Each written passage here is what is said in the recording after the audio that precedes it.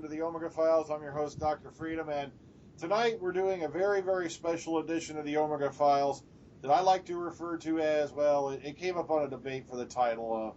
I prefer Days of Doctor Who Past, but someone might call this one the Old Geezers podcast, but you know, it's nice to look back across the years at things, you know, that the new Whovians haven't had a chance to experience or enjoy, you know, through the eyes of the people who were there, you know, back when it all, you know, started coming into fruition.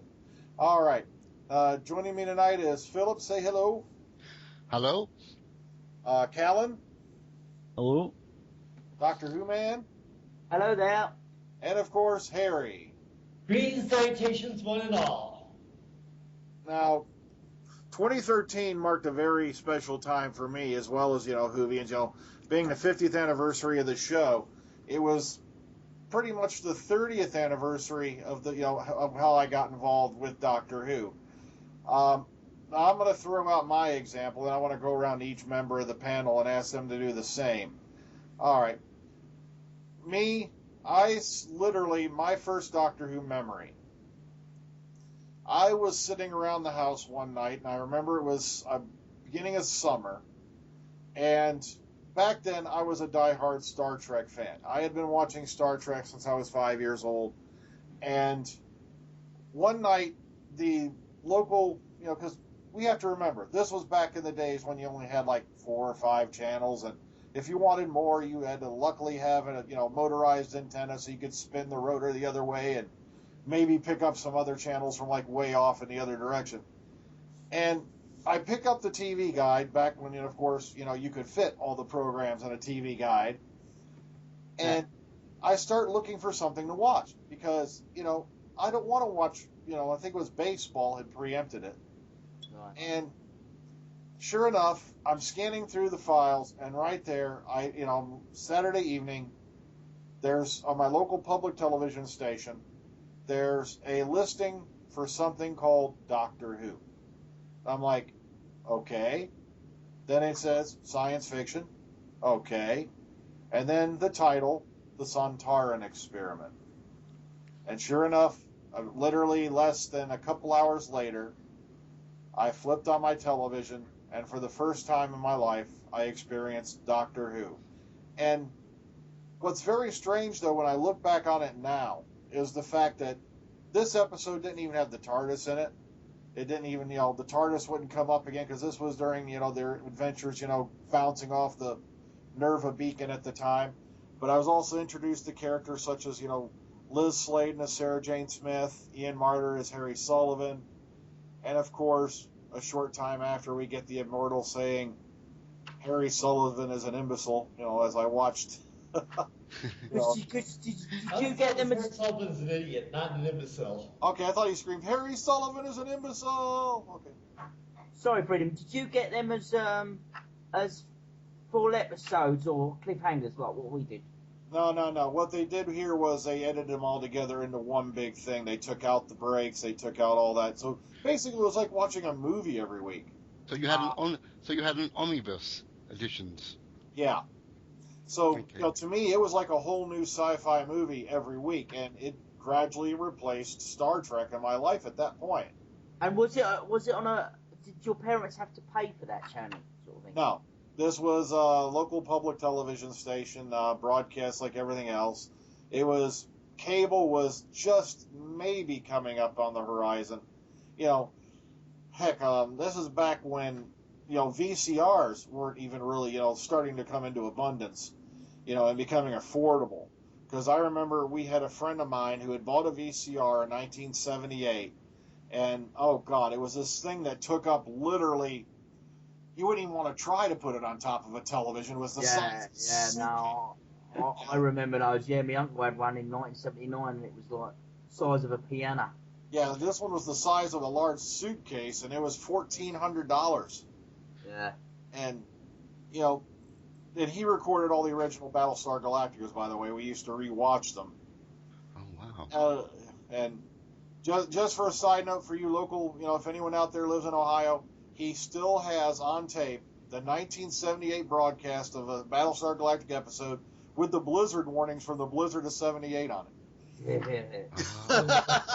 which was a famous event here in Ohio. We were literally waist deep in snow, couldn't see more than a foot in front of your face. But Hey, Brian, just out of interest, was it Betamax or VHS? oh no, this was even before Betamax came into play. This one, Wow. Don't remind me of 78, please. Yeah. Bad memories for 78. Was that not so much Christmas graduation year, but 78 was ice storm in Central Illinois. Yeah, back when, just like it is now. The weather here kind of reminds me of that now. But it's just amazing to me that it's stuck in my mind. And even though I did remain a fan of Star Trek, matter of fact, Star Trek did remain my first love for many, many years to come. Doctor Who was always there right alongside it, And it's like, who are these people? Why are they talking weird? Then I remembered, oh, that's right. I had other things I had grown up with, and it started to bring those memories back as well. Because our local channels, late at night, used to broadcast British programming, such as The Benny Hill Show, Dave Allen at Large, Man About the House, things along that line. And, of course, my other big science fiction love from when I was a kid, Space 1999. Wow, yeah. So you say you're a big Star Trek fan and it was your first love. So when did you become such a Judas and turn your attentions to Doctor Who? Well, that came a lot later on when, there were some things that started happening in Star Trek fandom I really don't want to get into, a lot of politicking and things like that, because I was really, really hardcore into the Klingon side of the fandom. Matter of fact, I can show you pictures of when I was in full Klingon gear, 15-pound vinyl uniform, with latex prosthetics, always a fun time during the summer. And then, some things started happening where I started getting further away from Trek fandom, and then finally in 2009, the 2005, the new series came along, and I fell in love with, sure, there was a 96 movie, and it had me briefly back into it, but thank God that didn't come into a series. Because then 2005 came, I first went to a convention, it was a Star Trek convention. Matter of fact, actually, the name of the convention's Marcon, Multiple Alternative Realities. And one day I'm walking by one of the computer monitors, and I believe it was, summer of 2005, or actually it had been later, maybe in 2006. And I look over, and there's this tall, skinny guy in a black leather jacket with this woman who looks like a tree, and he suddenly goes sonic screwdriver. I'm like, whoa. I stopped dead in my tracks, turn around, and sure enough, yes, this was the reboot series. That's where I first saw it. Was at a convention there because somebody had, acquired the episodes in a way we won't discuss. Yeah. Was airing them there. And then, of course, I started to really fall in love with it again, and it slowly stepped forward and filled Star Trek's gap. And, of course, 2009 came when Star Trek finally broke my heart for good. And that was the quote-unquote J.J. Abrams Trek. But, yeah, Doctor Who's pretty much my number one science fiction passion now, but even though I still have many, many others, such as Babylon 5, Space 1999 is always there, Star Trek Next Generation, all the branches off from that, things like that, but still, Doctor Who, I always come back to Doctor Who because it was so unique. All right, let's go around. I'm going to ask everybody what their first Doctor Who memory is. Let's start with Philip. What was your first Doctor Who memories, Phil? Okay, well, my first Doctor Who memory started around 1970 to around about 1970-71, and it was the episode called The Silurians with John Pertwee. I would have been a tender 5 or 6 year old. I think I remember just sitting there watching telly, idly watching telly, and this program came on, and I followed it through. What got me about it was, it was in black and white because we didn't have colour TV then, and I was fascinated by the Sea Devils and the whole concept of what it was about. Even though I was quite young, I was too young to really understand what was going on. I was just fascinated by these creatures, battling against mankind, and this strange man who was championing the human race to fight against these creatures. And so from then on, I just stuck with it week in, week out. Yep, we didn't have any video recorders then, so you had to be sure to be there at the same time next week, week in, week out. But I think that that memory is kind of hazy anyway. But I think my most proper John Pertwee memory would be from the start of the Three Doctors, and that's where I really kicked off and decided I'm a big fan of it. But what was your earliest memory? Do you remember your earliest? My earliest memory is a memory, a little memory of Evil of the Daleks, where the Daleks are gliding through a Victorian corridor house. That's my only abiding memory, but I didn't know what it was then. I know what it is now, but back then I just didn't know what it was. I always had this memory of a Dalek gliding through a house, an old house. And that obviously turned out to be Evil of the Daleks. But that can't be the case because I'm too young to remember that. But it could have been.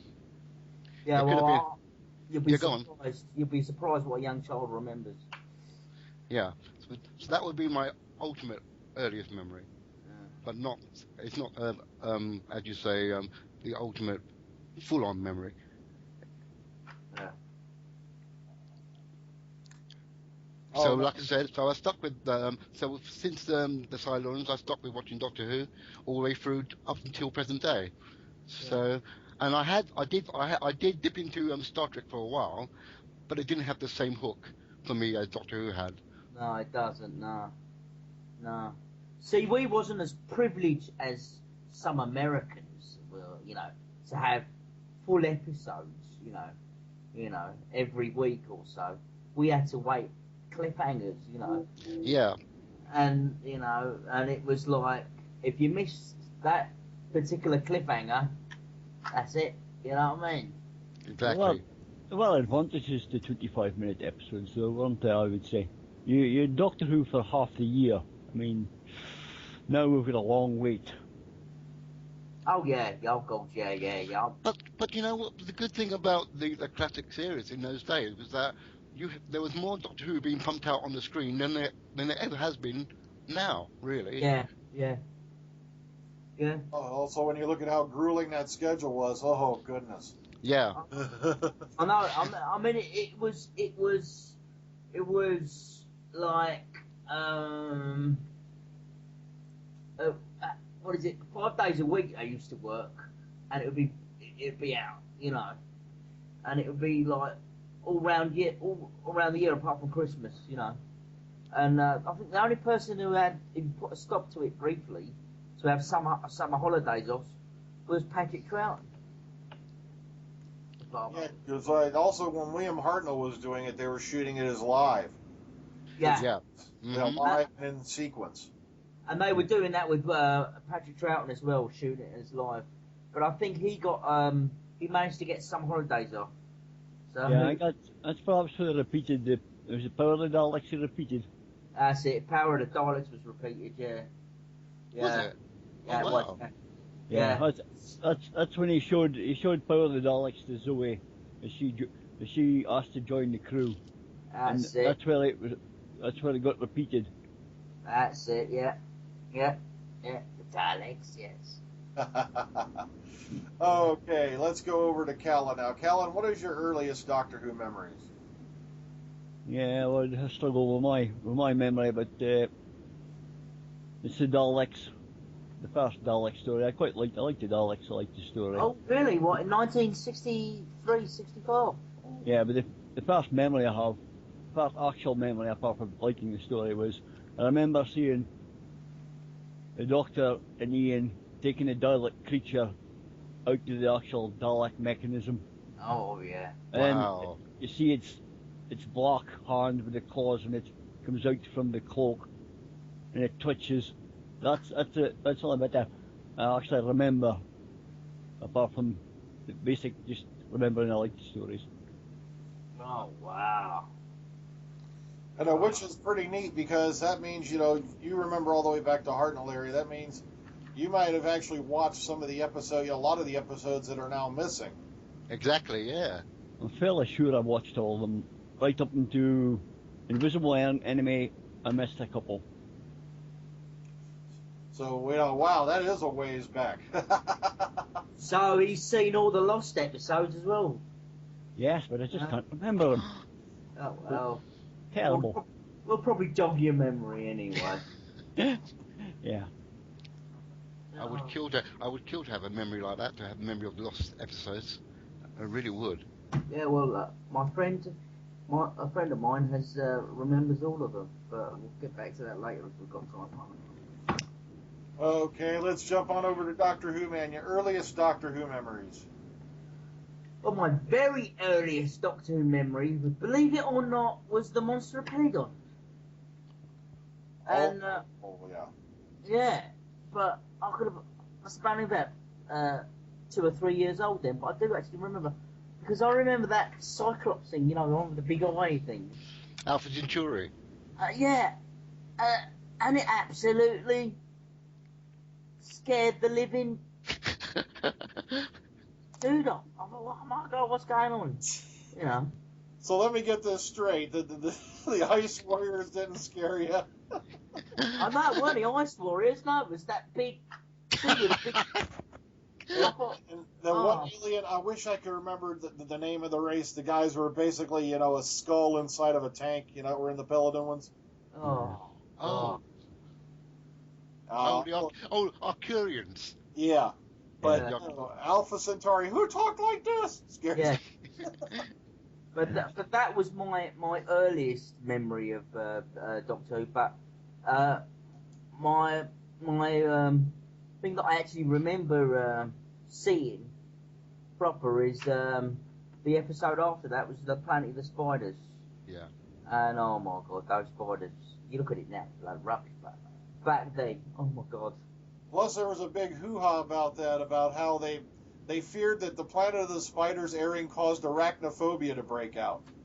That wouldn't surprise me, but yeah, no, I remember that, and also I have a vivid memory of the John Pertwee regeneration into Tom Baker, and I remember not understanding anything about that. You know what happened. You know, I didn't like it at all.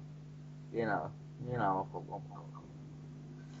We got this old man with curly hair. Suddenly he's a young man with brown hair, and what's going on?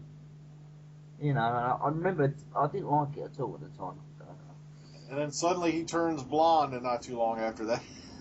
Oh yeah, but I remember I didn't like that at all. I was going, what's Tristan doing? You know, all creepy like small. How old is he? About 12? No. Well, wasn't he kind of a doctor and all? He was a vet in All Creatures Great and Small, wasn't he? Yeah, Tristan. Yeah, Tristan, wasn't he? Tristan. What was his second name, Phil? Do you remember? Tristan something. Varden, that's it. Yeah. I remember not impressed with him being chosen as a doctor. I wasn't impressed at all. I wasn't impressed at all. But I think he was let down with script writing. I mean, you know, time flying. Oh my God. But there we go. Who's this guy with the blonde hair wearing all frickin' yellow with red piping and a vegetable on his jacket? Oh God. I really was dissatisfied with the fact of the explanation of the what do you call it? That vegetable? What was it? It was a stick of celery. Celery, that's it. Yeah. I wasn't impressed. I was wondering why don't you have it? And then when they told us that it helped him to because he had an allergic reaction to certain gases and stuff like that, he just sniffs it. I thought, and then but then you find out years later that he actually could stand celery, Peter Davison. Yeah. That one scene in Cast Revolver, they quick edited it because they wanted to edit out the part where Peter Davison turned around and spit the celery. Spits it. I'm going. Because he couldn't stand it. And I said, Peter, you should at least put your foot down, mate, and say, look, I'm not having a vegetable. Now, if I remember right, that happened in Caves of Androzani because he made somebody promise that they would have to explain why he wore that stick of celery by the end of the time he left, and they waited to the last episode. Yeah. Yeah. Yeah, but you know, I would have at least said, you know, I would have put my foot down to John Nathan Turner and said, come on. Well, this was John Nathan Turner who made, poor Mark Strickson dye his hair red so that his blonde hair and Peter Davison's blonde hair wouldn't clash. Yeah. Oh God. Yeah, that's true. Oh really, yeah. Oh God, terrible. He was a bit mad, John Nathan Turner. But yeah, and anyway, going back to Planet of the Spiders, yeah, it started from then on, and I didn't look back. And it was I just found Doctor Who a lot more interesting than, say, the American shows that they were showing at the time. The Time Channel, anybody remember that? Yeah. Yeah. Mm-hmm. And Star Trek, of course. Yeah, you know, Space Land of the 999, Giants. Land of the Giants. Oh God, I remember that. Oh God. Space 99, 1999, of course. But well, actually, we had and Buck Rogers later on. That was brilliant. I love that. You know. 1978. That Buck Rogers, when it came on, that clattered my Doctor Who, and there were times I had to fight with my siblings to watch Doctor Who over Buck Rogers. I know, it was bad, wasn't it? It was bad. It was bad, but Doctor Who always won over at the end, to be honest Yep. with you. Yeah, it did. I mean, I had problems clashing it with football, to be honest with you, because, you know, I had to try and rush home. I didn't live very far from the local football team, but to get to Doctor Who, so, you know, depending how bad you know, if we lost, I could get home quick enough. We could get home quick enough, you know. But if we won, we would miss a little bit of it. But there we go. But that was every other Saturday, Sunday. You know, it just popped into my head because you mentioned, you know, because I just suddenly, you know, Silurians and all that. Now, did they have Sid and Marty Krofft shows over in Great Britain? No, not as far as I know. Does anybody else know? I'm not sure, actually. Okay, Sure. now, then Harry will know what I'm talking about. Land of the Lost? Oh, yes, I remember Land of Lost. Yeah, it was years later when I watched the Silurians, I was like, wait a minute. They copied the sleeve stack off those guys. In fact, I was just recently watching old episodes of Land of Lost on Saturday mornings on MeTV here in the States.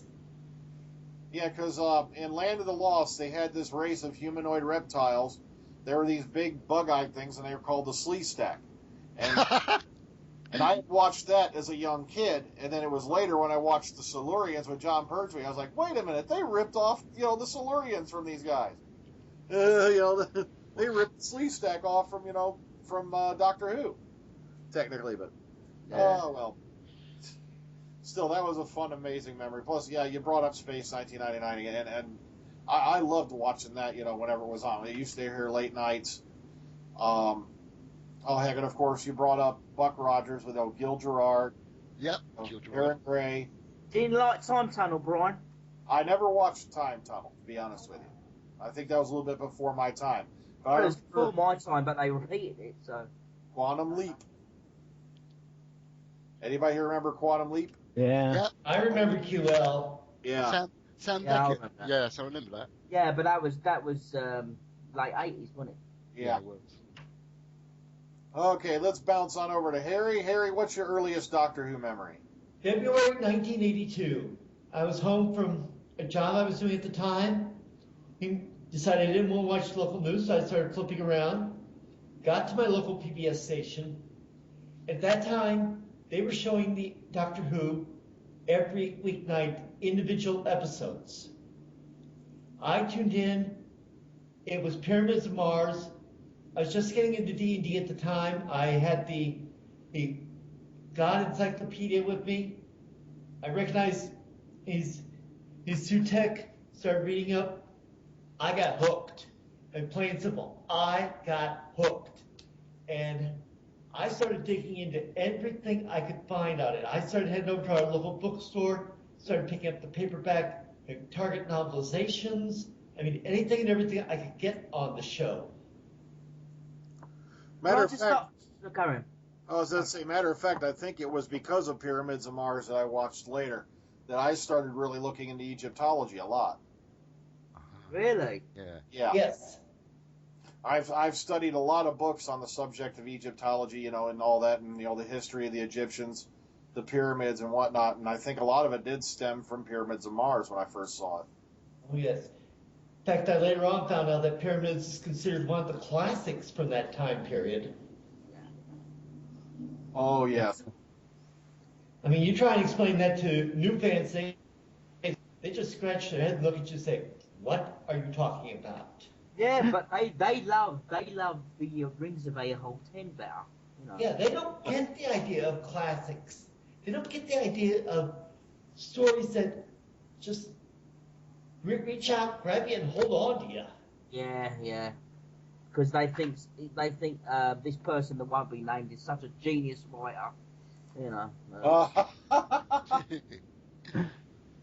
Okay, now, one of the other topics that Dr. WHOMan, notes we're discussing was, did anyone else get into the comics? Yes, I got into them a little bit. Yeah. Are you talking about like the monthlies and the weeklies? Remember the weeklies? Yeah, the weeklies. Yeah. I agree. Because basically, the Doctor Who comic, the Doctor Who Weekly magazine, which is now the monthly magazine, believe it or not, started off as a weekly magazine, and it was launched on the Thursday, October the 17th, 1979. Was it 17? I remember buying it, the first one, a bit after my birthday, and my birthday's on the 8th. But I don't know whether that's maybe I got it. Well, it says on there. It says on the actual thing that I'm reading there, the 17th. Oh, the 17th. Okay, well, yeah, I remember buying the first one. I remember getting it. Yeah, I got it. Has yours still got the transfers on? No, I haven't got those anymore. I remember using them and putting them on my body at the time. No. I still got that issue though. I still have that issue. Do you know what? I'm so sad that I kept mine. You kept yours. I don't know what's wrong with me, mate. Well done, Doctor Who, man. I kept all four because they were only issued in all 4 monthlies. Did you get all 4, by the way, Phil? Yeah, once I started once I bought that issue, I bought every issue since up until today. I haven't stopped. Oh, well done. I couldn't afford it now, but there we go. But that's inflation for you. It was like what? It was something like 12p on the original. Yeah, it was 12p. Yeah, but how much is it now? Nearly a £5. A £5 or so, yeah. God, but and how big's the strip now? Hardly nothing of it. No, I know. I tend to not. I tend to buy out of habit now rather than out of interest. I buy out of habit because I've been doing it for so long. It's just one of those things that I do. Yeah, I'll tell you what. You know what, right? I'm not joking, but do you know who wrote those first four issues? Pat Mills and John Wagner. Yeah, that's right. Yeah. Now, does anybody know why they are so famous? I have no idea. No? Pat Mills, John Wagner? Well, Pat Mills created Judge Dredd in 2000 AD. Ah. And John Wagner created Judge Dredd and Pat Mills. They're from 2000 AD. And do you remember the first strip? What was called the Iron Legion?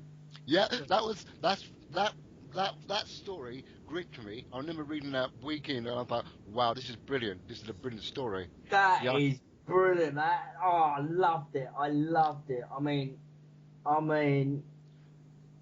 it was about sorry. It would have been really good if they had that transformed from comic to TV actually, because that was a. I know, especially these days, because CGI these days they can easily do it. I mean, it's like a futuristic Roman. Eagle head robots or something like that. That's it. Eagle head robots and things, and they come and conquer. What is it? Places, a city of Is it Stockton? Is it Stockbridge? Stockbridge, that's it. Because I remember one story called I can't say it, the Stockbridge Horror, and that was later on though, wasn't it? That was much later on. Yeah, that was in the last chapter, I think, Stockbridge Horror, when they basically invade and take people as what was it, as slaves, don't they? Yeah, that's right. Oh my God! And believe it or not, right, the landscapes that they drew on that 3D. That's what drew me in, because it was really detailed, and it was really, like you said, the landscapes were awesome, man. Yeah, man, because it reminded me of Ben-Hur. Remember Ben-Hur? Yeah. Yeah. Excuse me. Yeah, because So, it's like all those big arenas and everything when they had the Yeah. chariots. Right, and I'm not joking, yeah? I'm not joking, Brian. Can you picture this? Could you imagine them trying to do it now with CGI? It would be absolutely brilliant. I mean, obviously they couldn't do it then because they didn't have the technology. But, Karen? Oh, Big Finish recently had a series of audios that took place around Stockbridge. But, Yes, but they did. it was brilliant, and of course, you know who the hero of that. Yeah, that bloke. What was his name? Oh, I can't remember his name now. That was Morris, wasn't it? Was it Morris? Yeah, Was that his name? you remember Morris? Yes. It's nothing to do with me, although I'd love to claim it. You know, that John Wagner, named it after me, but alas, no. Yeah, because he gave his life for the cause, like a martyr. Brilliant, but also, do you remember what was it? Star Beast. Do you remember that? The other strip, Star Beast. Is that the one with the stripy tiger and they flew in those little they had their own little individual spaceship that they flew in? 'Cause I remember a tiger. Star Beast. Is that the one with the tiger? Remember that? It was that where those, is it that boy and girl? And I think it's the first time where you saw is it a black girl? It's like That's right. I remember being a bit. I was like, oh, they've got a black companion in it. Yeah. That was the first time I ever saw a black companion in Doctor Who comic magazine. Believe it or not, well, anywhere really. You know what I mean? Before Her name was Sharon, if I remember right. That's it, Sharon, and is it? And who was Smudge? Was it Smudge? Yeah, and it was brilliant because remember they see this like really cute cat or something like it was really cute, and it ends up being evil and starts killing people. Remember? I'm trying to remember. Yeah. Because you're going back a long way though. Oh yeah. but that's why I'm saying now.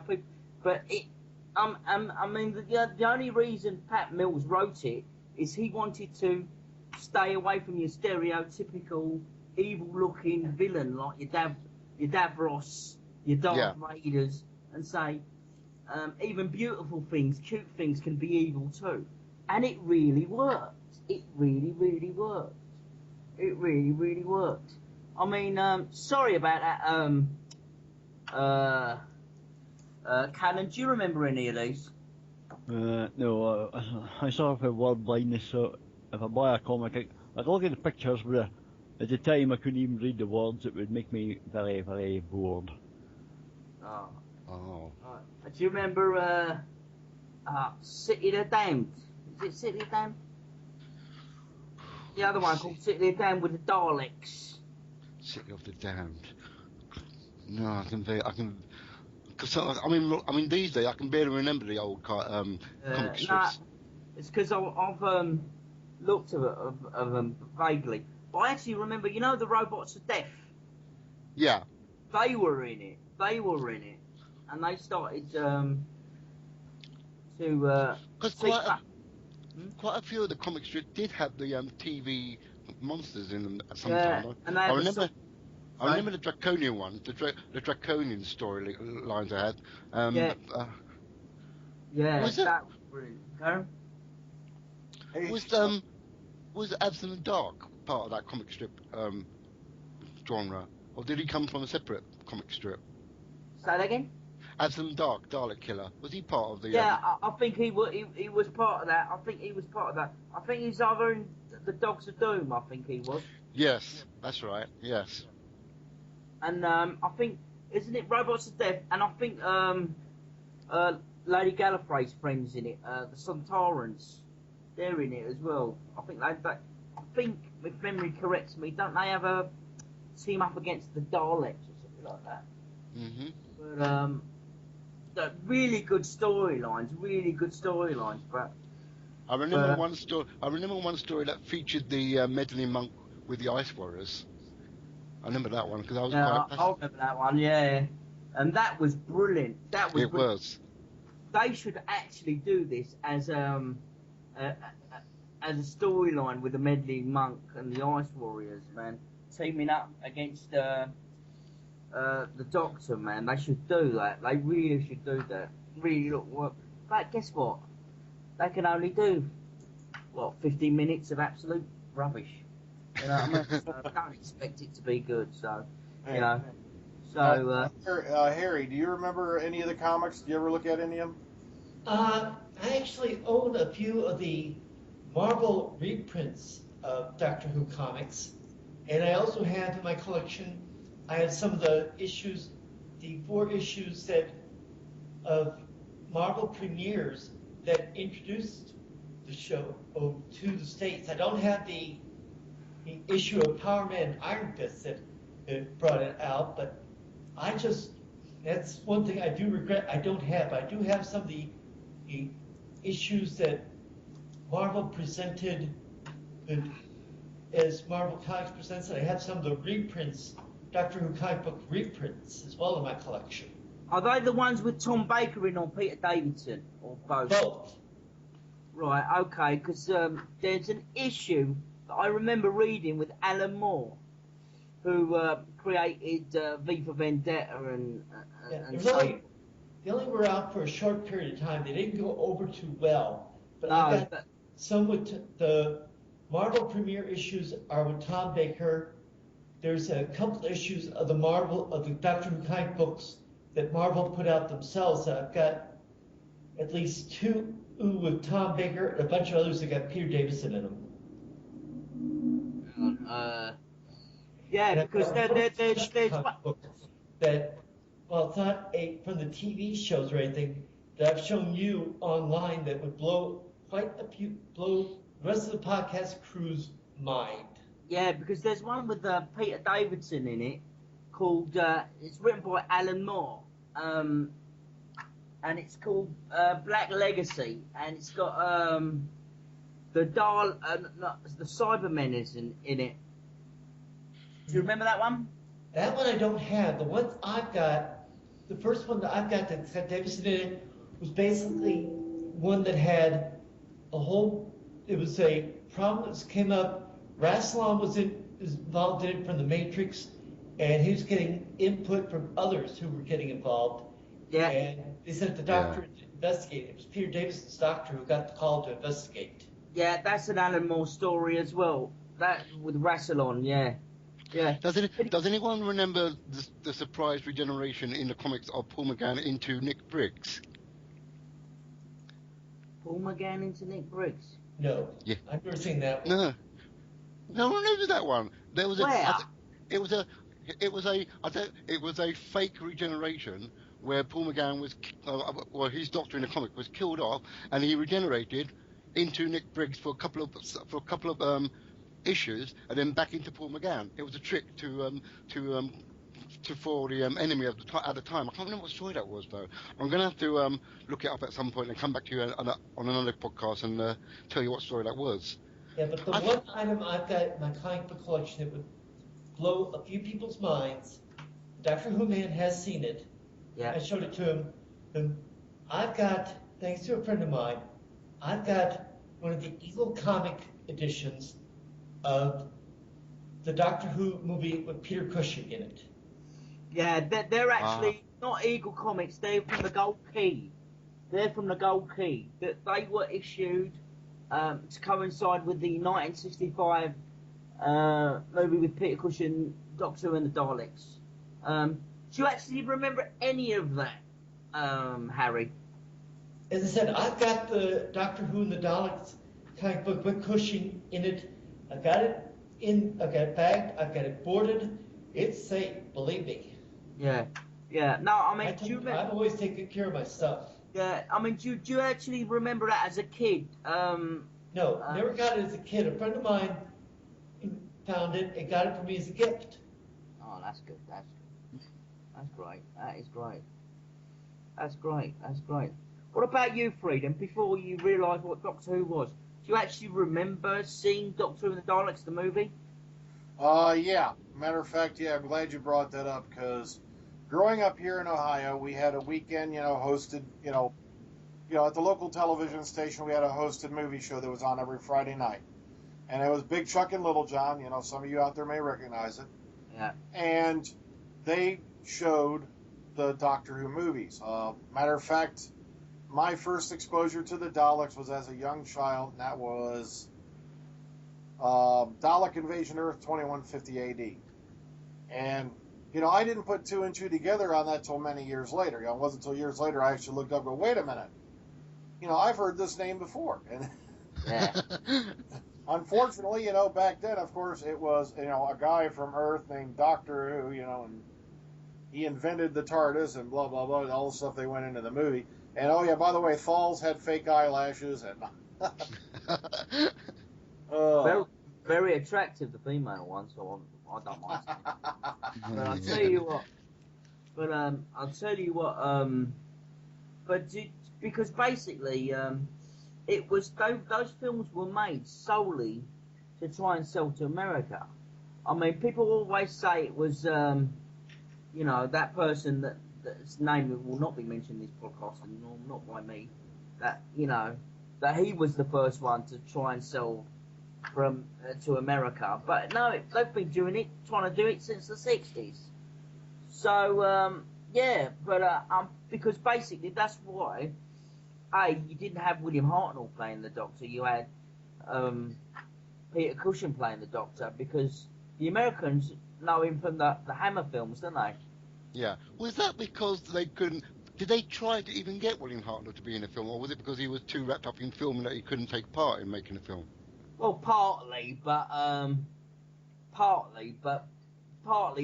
of that as well. But I think, really truthfully, they really tried to sell it to have a big movie, a recognised name as Peter Cushing.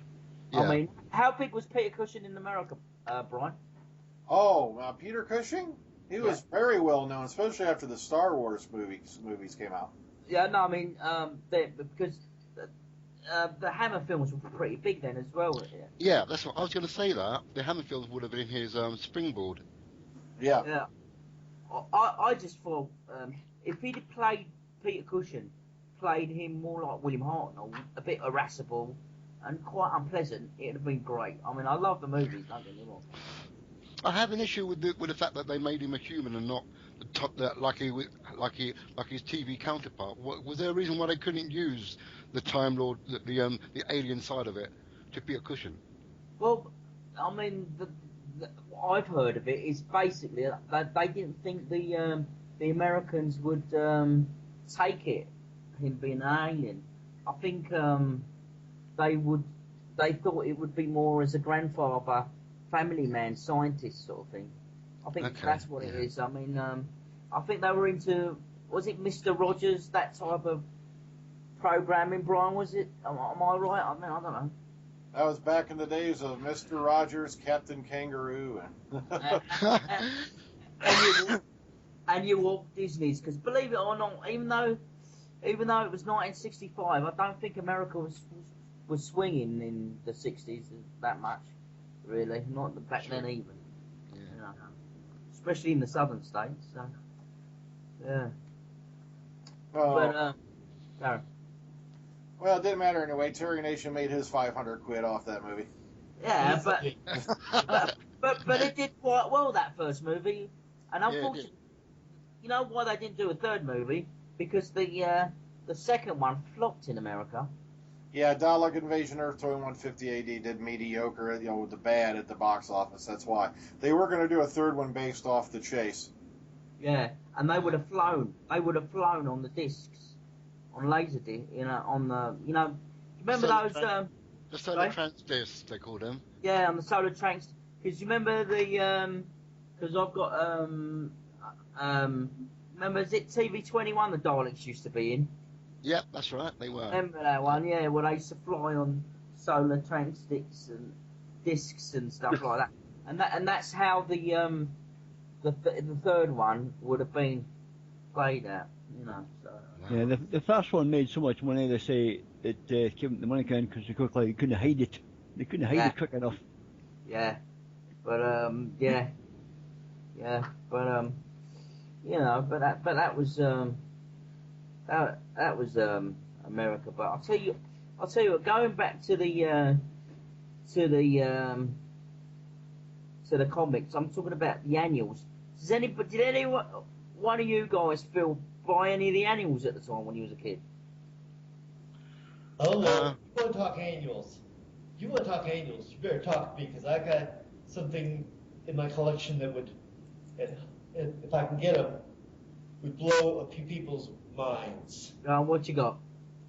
I've got, not only do I have the annual that Callan had, I also have a hardback book that is a collection, an ensemble collection of all the annuals. Which one? There was two. There was I'm one. talking about from Hartnell all the way through. No, there was one in the Peter Davison era, issued in about 1981. Yep, there was.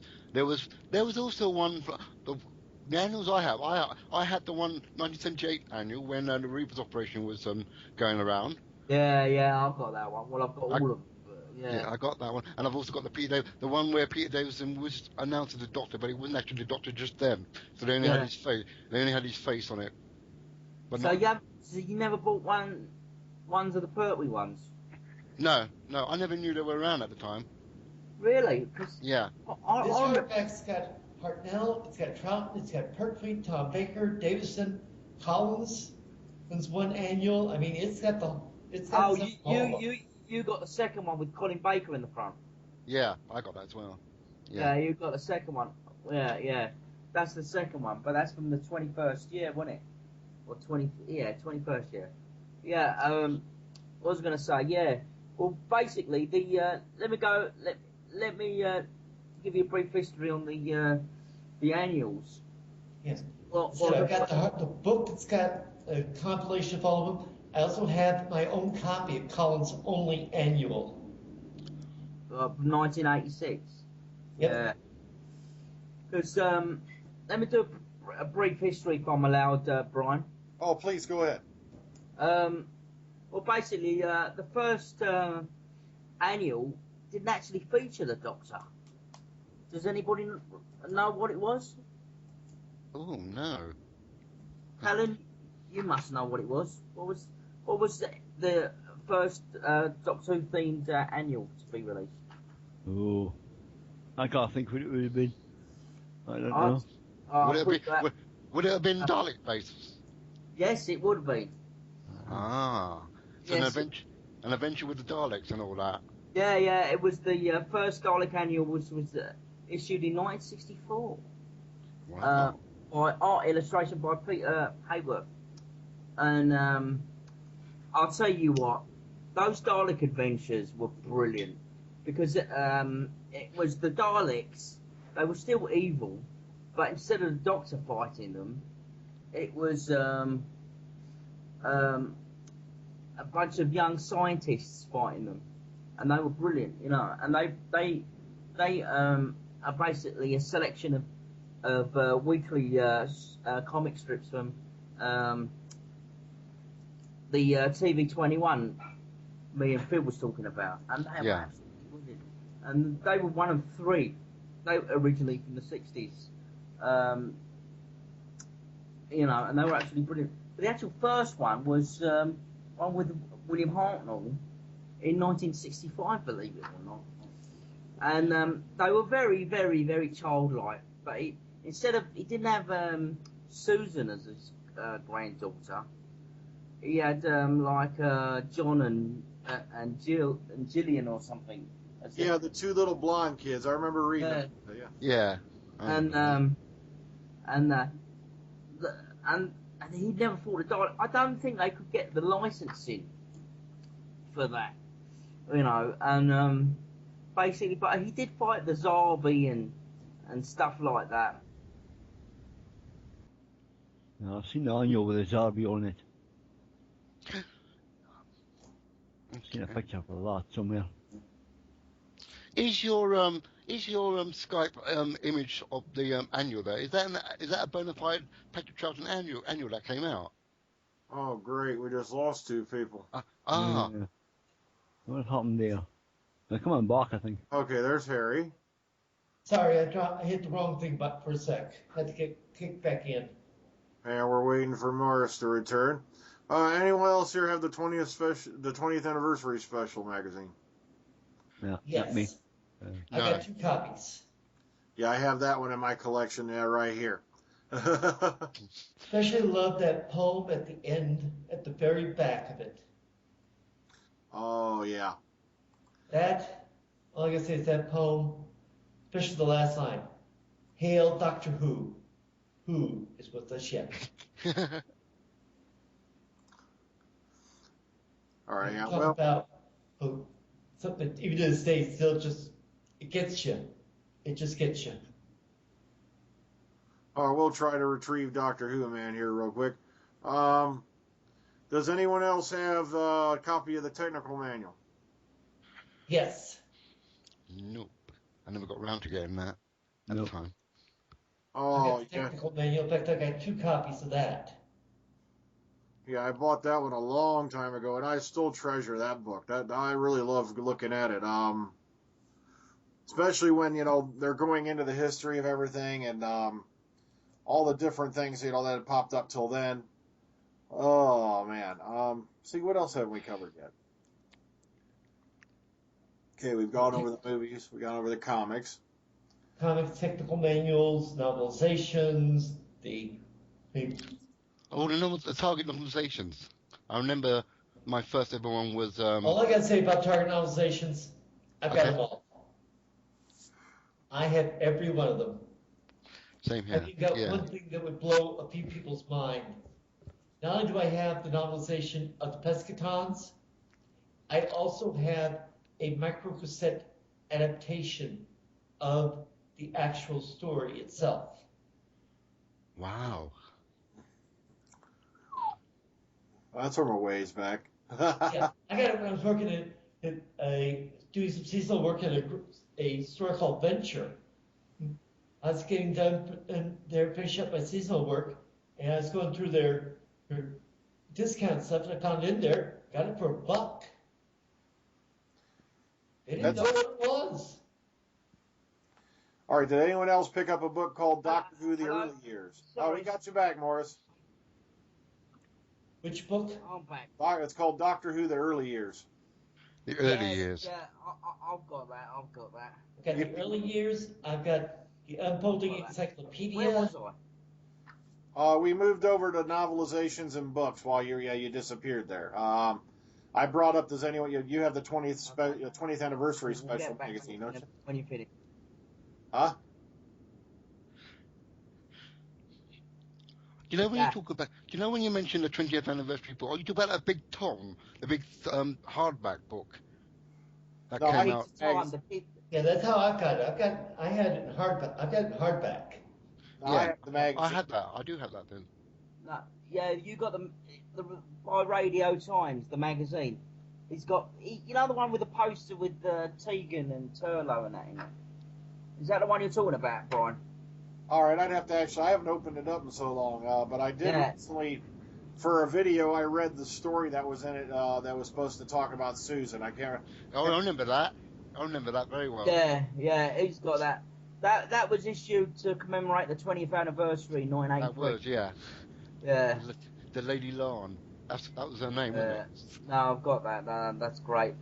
That's great. I kind of like that story. That was a pretty good story, actually, how they weaved that.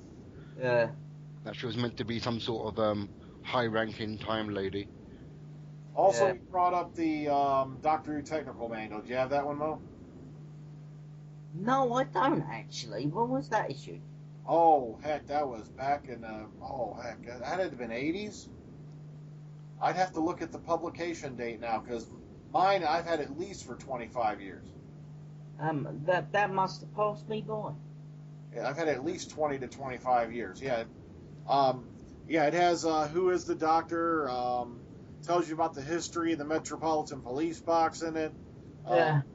Diagrams of a Dalek, K9, all that stuff's in there. And Wow. Wow. Tech manual is very interesting and very informative.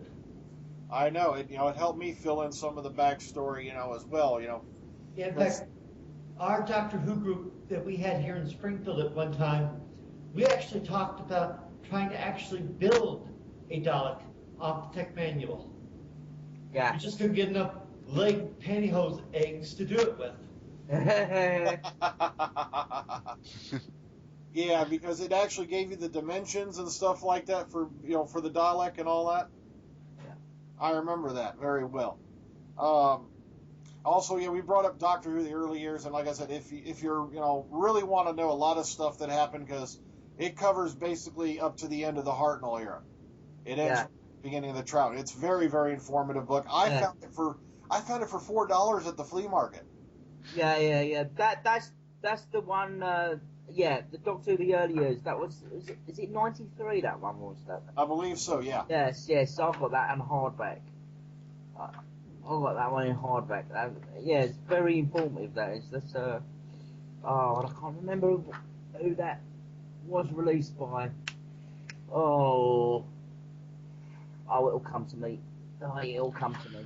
But can I just get back to the annuals quickly, Brian? Sure. Go ahead. We were just filling a little time while we were getting you back on the call. Yeah, sorry, it got dropped there. Sorry. It happens. Anyway, William Hartnell, basically, he bought the Zarbi and stuff, and sometimes travelled on his own in some scripts without any assistance, and and saying, I've come to enlighten you and stuff like that. These uneducated aliens that another world and stuff like that. Yeah. All the same things. But he lasted for 2 annuals till 1967. They were issued 66 for the 67 and stuff. And then came William Hartnell, and he carried not Patrick Troughton. He carried on with the 2 little blonde kids. I was gonna ask you before you dropped offline about the your picture. Is that a bona fide annual? Yeah. That's from the 1969 annual, for the 69 annual, issued in September 68, the 1969 annual. It depicts, and get rid of it for these children. It's got the Cyberman and a Cyberman in it breaking through the TARDIS, and it's got Patrick Troughton as the Doctor holding Jamie, and he's holding a claw of a Dalek, right? And it's got a Yeti in it, on the other side of the book, the hardcover book. It's got a Yeti in it. But you know what? You open the book, no Cybermen in the strips, no Yeti, and no Daleks. And I'm thinking, you've ripped us off here. You know what I mean? You're thinking, great artwork, but great stories. But let me get to this. He still had in the 67 annual, he still had the little grandchildren, but then all of a sudden, like, you had Ben and Polly. They sort of were able to get the licenses for Ben and Polly and things, but they were like screaming damsels in distress, really, and got taken over. But what's interesting about the Patrick Troughton character, the Doctor, where they say Patrick Troughton's more like a space hobo wizard, really. Well, they always give him as that Doctor, where they say he's a space hobo wizard. And really truthfully, you think, yeah, I can't really see it, but I can see where you're coming from. But in the comics, in those comic strips, he really was, because he was always using gadgets and pulling everything out of his pockets, you know, like a magician, you know what I mean?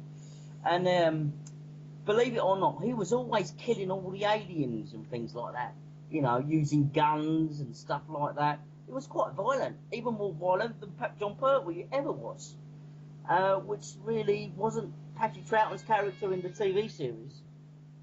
You know what I mean? Believe it or not. And also, we used to have the famous recorder, which, hello? Yeah, we're still listening. Which had the famous recorder where he would actually hypnotise his villains, you know, get them to surrender and everything like that. So, and Jamie also was a very violent character as well. So, and that was quite interesting. But it wasn't really until the John Pertwee era where it got to echo in the actual TV series. You know what I mean? So, you know, those were my favourite eras. The John Pertwee and Patrick Troughton era in annuals, you know, because they echoed the TV series. So, you know, I mean, don't you actually remember any of the Tom Baker ones, Phil? Phil? Phil's going to the little boy's room. He's put it up in there. All right. What about you, Callan? Do you remember any of the annuals? I probably had a look through them. My father had it was a general merchant. He sold all kinds of stuff, so I can't remember any of them. Yeah, because you know we always say the Doctor always uses his sonic screwdriver and stuff like that, right? But I'll tell you what, that Patrick Troughton character in the annuals, he was using everything. He was using guns. He was using his recorder to hypnotise people like a snake charmer, you know. And things like that. But he used to do that anyway. He used to pull things out of his pockets. He's always done that. Oh, yeah. But he never used to really kill people on the TV series. No. But in the Wheel of Space, he pulls out that magnet to explain to Jamie about, he pulls out two magnets in it, one in a piece of binder twine, to explain to Jamie how positive South Poles and South Poles will repel and North and South Poles will attract and stuff like that. Yeah. Philip's back, by the way. Hey Phil, I was saying about the Patrick Troughton character in the annuals, where he used to do a lot of killing, and he used to do a lot of he used to use a lot of gadgets like hypnotise his villains and and stuff like that with his recorder and stuff, which he really never did. He never really did on the TV show. You know what I mean? But no. But so would you be saying that how they depicted him in comic strip was not true to how he was on the TV screen then? Not really. He was more like an uncle, sort of like just a complete wizard. And he was sort of like, he had more gadgets than John Pertwee ever did. I remember reading one comic strip of his. I don't know where I saw it, but it was to do with scarecrows and the Time Lords or something like that. They were trying to catch him or get hold of him. I think it was TV comic. Yes. It was TV comic. TV comic. That was probably at the time when he was actually going to finish doing Doctor Who, and they were bringing in John Pertwee's it was strip. the weekly TV comic.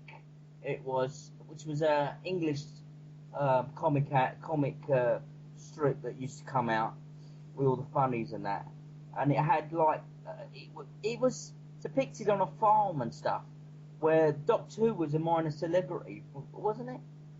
Remember that one where he's a minor celebrity, and he gets kidnapped by the Time Lords and stuff like that, and it was echoing the TV series, to be honest with you.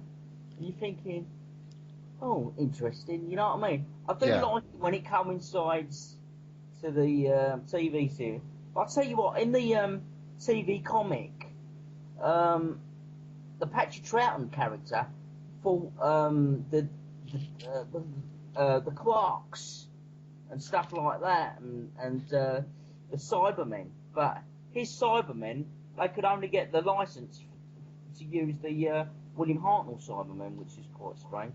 Yeah. You know what I mean? So, but do you remember but my favourite ones again are the John Pertwee strips and the Tom Baker ones, because they were more closely to the TV. Yeah. Do you think so, Alex? I mean, Phil.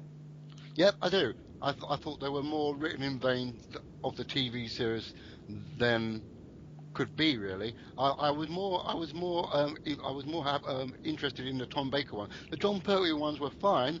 I mean, but I like the ones where normally the Master was in the comic strips against John Pertwee. I enjoy those ones. Yeah, the Roger. Have you noticed the comic strips always depicted the ones where, like, for instance, before you would actually see them on the television. So, you know, do you understand what I'm saying? And you think, Yeah. Were they psychic or what? You know, but yeah, but that's that. That's enough about me. But No, I thought it was. You know what I thought was funny was the fact that they thought the Quarks were going to be the next big thing to replace the Daleks. well, they were violent little buggers in the TV comic thingy. They were really violent. They were a lot more gun-ho in the comics than what they were on TV. Yeah, they were really violent. So, you know, and as I say, you'll be surprised at what Patrick Troughton was. I mean, they're saying people who don't really know Doctor Who, they always go, "Oh, Doctor never killed" and things like that. Oh my God, Patrick Troughton killed enough to, I don't know, he killed more people than Genghis Khan. Okay, let's go around and get a list. I want to get before we get too far along. I want to talk to you all about if you've had any chance to go to any conventions. Now, me personally, mine is going to take like a second because the only person I've ever gotten to meet from Doctor Who is John Levine, who played Sergeant Benton, of course, during the unit years, Pertwee and early into Baker.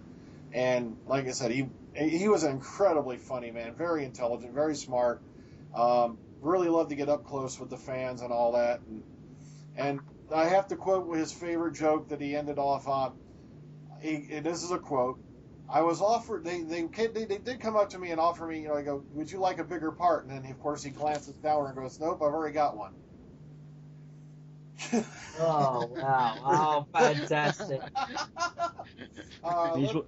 He's one of my favourite characters, Sergeant Benton. Is really good. Yes, who later became Warrant Officer Benton, if I remember correctly.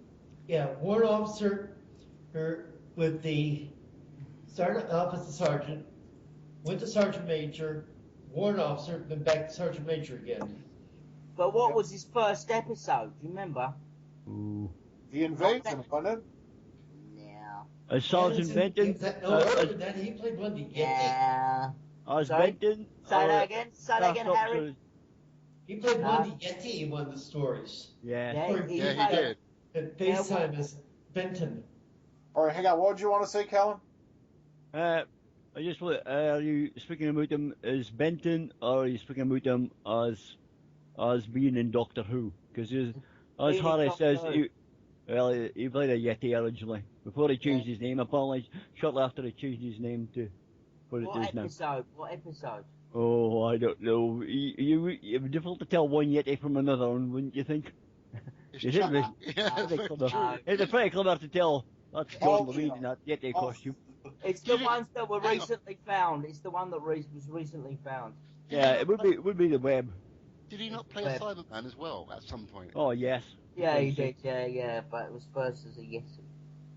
If I remember right, he had to change his name because I think there was already someone in the Actors Guild who had his name or something like that. Yeah, So. the same with Peter Davison. Yeah. Oh, by the way, Peter Davison's real name, Peter Moffat, no relation. Okay. Thank goodness. Are you sure? Are you sure? There is now, kind of. Actually, it's spelled differently. I think his is spelled with an E, if I remember correctly. Yeah. Oh, I thought it was spelled with the C-U-N-T. No, sorry. Oh, not the see you next Tuesday word. Okay, so let's go around and get convention experiences from a lot of you. Harry, have you been to many conventions? Have you met anybody from Doctor Who? Oh, Lord, have I been to conventions. I've had the privilege of seeing once John Pertwee. Met Callan and Sylvester twice, Nicola Bryant, Sophie Aldred, J&T, and even had the rare privilege of meeting, of all people, the Daleks' creator. Oh, Terry Nation. Terry Yeah, I Nation. met Terry Nation once at a convention in Columbus, Ohio. What was he like? Terry was actually a pretty nice guy. Even met Anthony Ainley at a convention in Columbus, Ohio as well. Did he say anything to you? Terry and I just had a brief conversation. He signed something, and that was it. Anthony, I got to see him do his cabaret act, and he was magnificent in it. Can you remember the conversation you had with Terry? Oh, Terry and I we didn't really talk much. He was just basically there at the convention. He signed some stuff, and that was it. I mean, we didn't really get a chance to talk. I hope it involved more than "go away, you stupid little git." Oh. No, he was actually polite about it. I mean, just kidding. He was one of the guests there for the convention. We approached him. It was a group of us who were there, and we very politely approached him about getting his signature. Oh. Any other, memorable encounters? Any other conversations with anyone else you met? Among others who I've seen, as I said, Nicola, Sophie, Sarah Sutton. Was at a convention, didn't get to see him. I wish I had. And Ian Martyr. Wish I had a chance to see him. Got to see John Levine. I said I'd seen a few at different conventions. Some have been down St. Louis, Columbus, Chicago. Well, I said those are the conventions I've been to. And how would you, being an American, how would you find out these events would be on? Well, the St. Louis convention I heard about word of mouth. Same with the one in Champaign-Urbana. The Chicago one I heard about from different sources. I heard about from a source about one in Columbus, Ohio. And then when I was there at the Columbus one, they mentioned we're going to have another one next year. I went to that one as well. You see, folks, there was a time before the internet, okay? That's Basically, it was fine. either word of mouth or you went to one convention and found out about another one.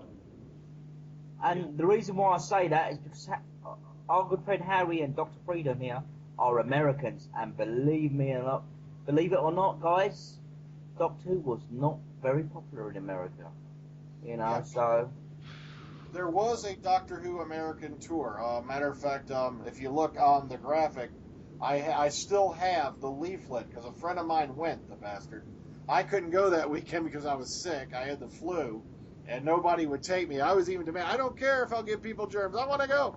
And I was there at the one at Champaign-Urbana. That's where I first met Sylvester at. I remember going to that combination art tour, taking a look at the bus where they had the caravan, where they had things like TARDIS, console, Daleks, the whole 9 yards. Yeah, I still have the leaflet with the map of the exhibition in it and all that. I believe it was Colin Baker, Janet Fielding, and Nicola Bryant and John Nathan Turner were in that one. What we had here was shortly after Sylvester was announced as a doctor, and they sent him out on a tour with a traveling caravan, sort of an exhibit. Yeah, it was right around that time. It was like 87, if I remember right. Yeah. Yeah. So, yeah, oh God, now I'm feeling really old. Back when you had to actually read the paper, and word of mouth. You didn't have the internet to let you know where everything was going on and everything. You had to basically find out from things like Starlog magazine or other science fiction magazines such that were in the area. Those were your sources for anything Doctor Who. You had to go with Starlog and other stuff to get anything on it, because you basically, unless you had access to a comic book shop and had a regular subscription, you couldn't get anything Doctor Who. Yeah. Okay, and next, All right, get ready for the Chronicles of Doctor Who Man. That, Because I know you've been to a lot of conventions and met a lot of people on Who as well. I'll tell you what, Freedom, go to Phil, and then come back to me. Okay.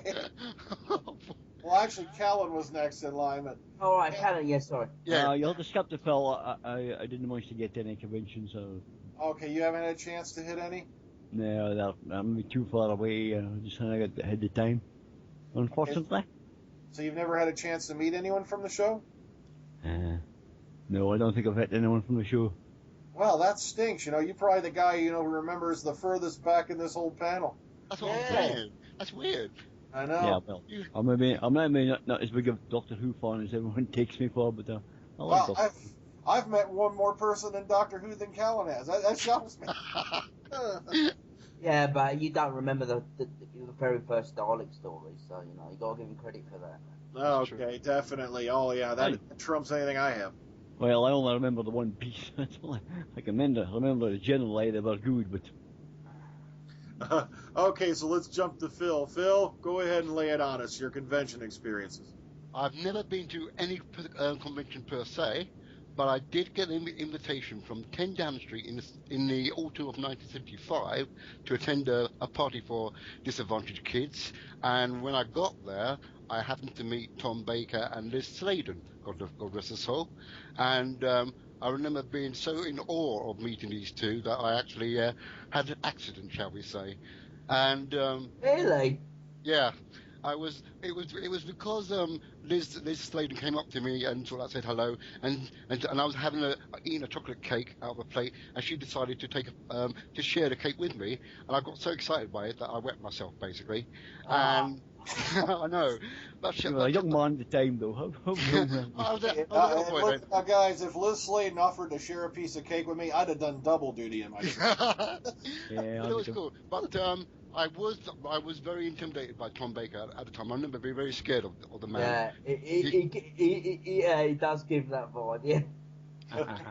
And so the upshot of that, I was able to have photos taken with those two by the TARDIS because they brought it into the room. I had them, but I don't know where they are. They're in my mother's house, but no one seems to be able to find them. But one day I'll put them up.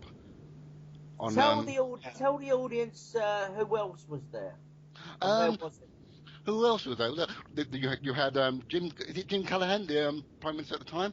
Yes, he's the Prime Minister. Yeah. There was Maggie Thatcher, of course. I don't know that terrible woman. There was also Morecambe and Wise. There was all the stars of the 70s that you can think of were there at the time. Yeah. Rod Holland, Emu. You had Ed Stewart, the Radio Man. Cracker Jack. Yeah, exactly. You had the Wombles knocking about the place. You had many people from TV of that era in that place. No, I think I remember seeing that on the news. It was on the news. It was like a black taxi children's thing.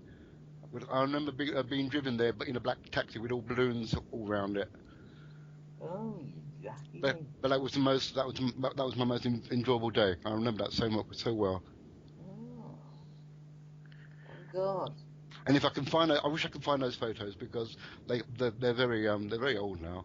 But I'd be in that house with a shovel and a jackhammer looking for those things. Believe me, I tried looking, but none of my siblings can don't know where my mum put them. They even said that they don't exist. And I think they do exist. I know they exist. I've seen them, but no one can find them. That's a shame. Honest to God, that is a shame. If I had a picture of me with Liz Sladen, I'd have that thing triple framed and Yeah. Because I would have loved to have met her just once, and it really hit me hard when she passed away. It's strange that the way she was towards me, it was very much like in character of Sarah Jane, as well as Tom Baker was as well, because he was all loud and bombastic with the kids and everything. Did he do what he does to the first meeting? He goes, "Is it alright if I hold your hand? I am a doctor, you know." It's because I was only about 9 or 10. I can vaguely remember him just handing over a Christmas present for me. So it was around Christmas then. I know it was because he was handing out presents, and he was giving. He goes, "Here's your present, young man." I was like, "Thank you, doctor," that kind of thing. Yeah. So yeah. But the TARDIS, I was like, Oh, the TARDIS! I couldn't believe I was standing by it and having pictures with well, the Doctor and Sarah either side of me, and me in front of the TARDIS, and Do just you know what? Do being, you know what you can do? Do you know what you can do? yeah. You can ask the BBC or ITV or whatever channel it was on, News Bulletin, and see if they've got it. That's going to take some digging, though. That's going to take some digging. But it'll probably be the BBC, if I'm rightly, sir. Well, I really, really hope you can rediscover those one of these days, because that. Yeah. I'll give it a go. because I actually remember seeing it on the telly. Something about that. But yeah. Doctor Who Man remembers when the meteorite that wiped out the dinosaurs hit. I'm not that old. I think Callan's older than me, man. Yep. I keep saying that. People keep Callan- saying how old I do. I keep saying, 57 million years old. It was me and the dinosaurs. I got there in the end. I outlived the bastards. Shouldn't have said. No. Don't worry. Shouldn't have said the B word. I just called Moffat the C word, so. Okay, but still, a terrible person. I doubt Dr. Freedom would hate to edit this podcast. Okay, let's go back to Doctor Who Man then. Okay, get ready, because I know you've been to a lot of conventions. You've met a lot of people. I especially love it when you talk about Longleat and all that. Well, basically, the first meeting of Tom Baker was way back in '76. Was when I was in hospital as a child, and came in, and because that's what Tom Baker used to do, ladies and gentlemen. Used to visit sick children in hospitals and stuff like that, and give them presents and stuff. And remember his big eyes going, "Hello, young man, yes," and things like that. I couldn't believe it. I was kind of, "Oh, it's Doctor Who, it's Doctor Who," and things like that. And do you remember those miniature Tom Baker scarves, Phil? That was Miniature Tom Baker scarves? yeah, Ooh. that was available in the '70s. No. He gave me one of those. Like, wow, man. Oh. Yeah,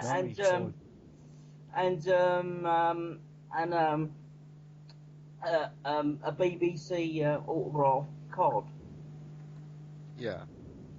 You still have it? Yeah. I figured you. Of course, I still have it. Yeah. But my first convention was in 1983, Longleat, and I couldn't believe it. Because it was a 3-day event, and I guess they didn't realise how many people was going to come to the event. There was thousands of people. There was tents selling Doctor Who merchandise, and believe it or not, people, there wasn't a lot of merchandise available, and stuff. And you had auctions going on at the same time, selling original props from the show. Celebrities like Nicholas Courtney, Elizabeth Sladen, stuff like that, and people like that, all around. Doctor Who people looking around, and but my pleasure was meeting the great Patrick Troughton. What a man! What a gentleman! What a gentleman! Was there I'm so jealous of you. Was there a lot of cosplay going on back then? Oh yeah, of course, yeah. I think I was the only one not dressed as Doctor Who otherwise, or an alien.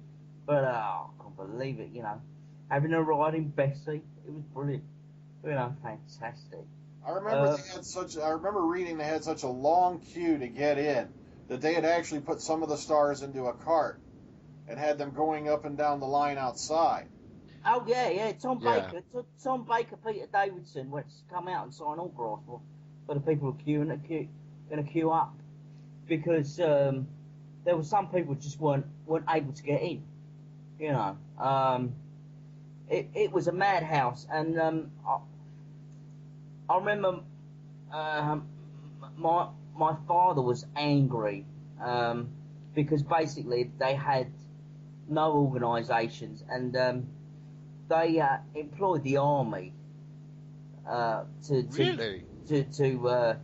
to basically calm the crowd down a little bit and and stuff like that. And guess what? They all dressed. They all had unit things on their caps. Wow. Brilliant, yeah. There are some pictures drifting around of that, if you can find them. They're on Facebook. Yeah, but there was loads of people there, and Patrick Troughton was nice, and all that. Oh, got to meet Patrick Troughton, I can't believe it, and John Pertwee as well, and Tom Baker, for some strange reason, wouldn't sign with other people, with the other doctors. You know what I mean? So. Well, he set himself apart from the others. Yeah, for some strange reason. I always remember that. I don't know why. But and there's another thing. Heather Hartnell was there. I remember Heather Hartnell. Oh wow. And And oh god, you're gonna hate me for this, guys. I was only a kid, alright? I was only about 13 years old. She said, would you like an autograph by William Hartnell's grandson? And I said no. You know?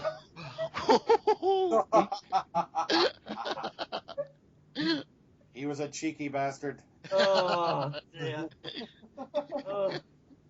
Oh dear. So what an event. You know what I mean? It was great. And I think Richard Hurnell was there as well. I'm not too sure. But it was so mayhem. But I thank my parents for taking me there, because it was a day I'll never forget. Brilliant day. And also, there's so many, but the ones that I do remember, there was one in Birmingham where there was Anthony Ainley. In Birmingham we did, and Patrick Troughton, because Patrick Troughton unfortunately only started doing conventions in the 70s, in the 80s, and he only did 2 in the UK. One was Longley and one was somewhere in Birmingham. I can't remember which one, but I remember there was Anthony Ainley, Patrick Troughton, and what's her name, Janet Fielding. And Patrick Troughton was a lovely guy, a bit of a comedian, you know, and things like that. But I actually, Patrick Troughton, he's a very nice man, but wouldn't say a lot. But I would end up writing to him occasionally, and he would actually write back personally. You know, telling him, yeah. If you actually write to some of these people, they'd write back personally and stuff like that. And there was one time, I've still got one of them and stuff like that. And the same with Verity Lambert, because Verity Lambert, she was one of the only things people the autograph that I didn't have. So I sent a stamped address envelope to Verity. I always send it via to the BBC, wherever, and it usually gets to them. And she wrote back very nice letter thanking me and things like that. Hope I enjoy the autograph and stuff like that. But you know. Yeah, that's right, folks. That's called Stone Age email. I know. You had to manually write things and put them into a post office box. Yeah. I know, but sometimes you get stuff back from the celebrities, and sometimes you won't. But a lot of the Doctor Who people, you get stuff back from.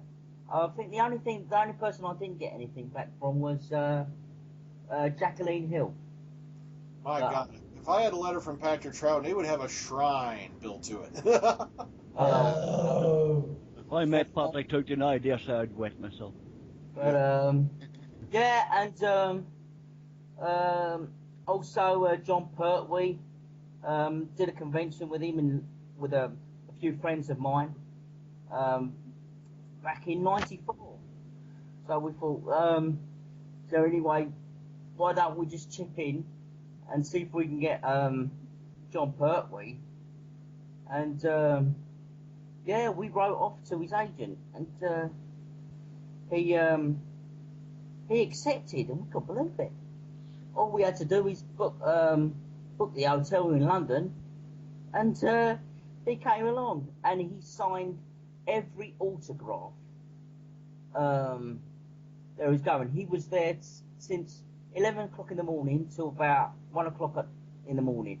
Wow.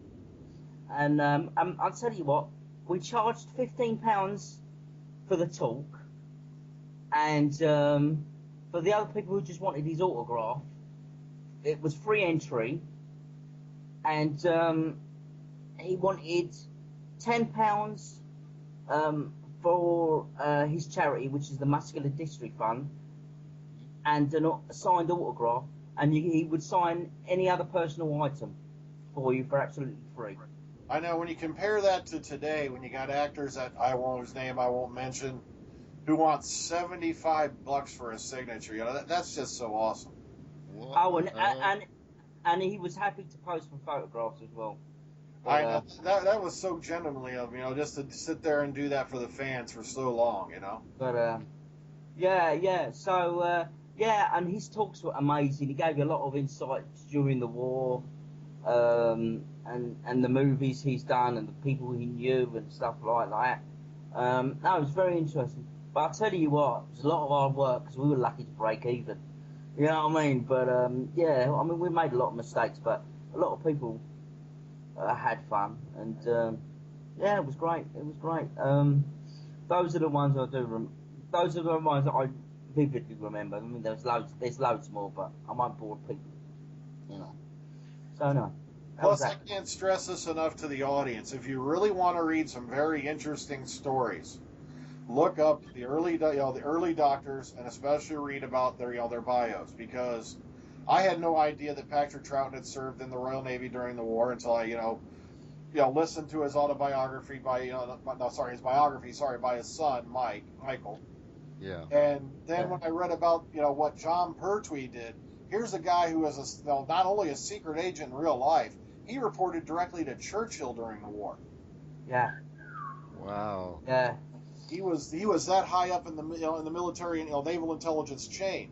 You know. It was sort of like a James Bond character in real life, wasn't it?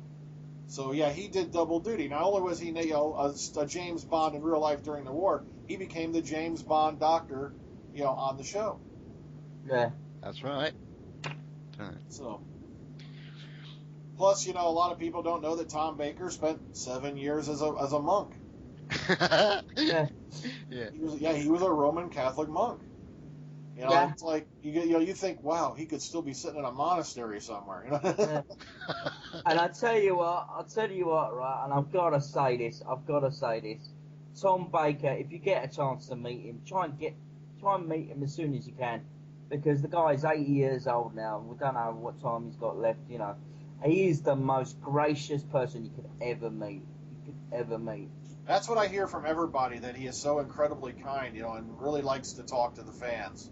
Yeah. I've met him so many times, it's getting to be embarrassing, especially when he sees you, when he eyes you and he goes, "Oh, Morris, young man, how are you today?"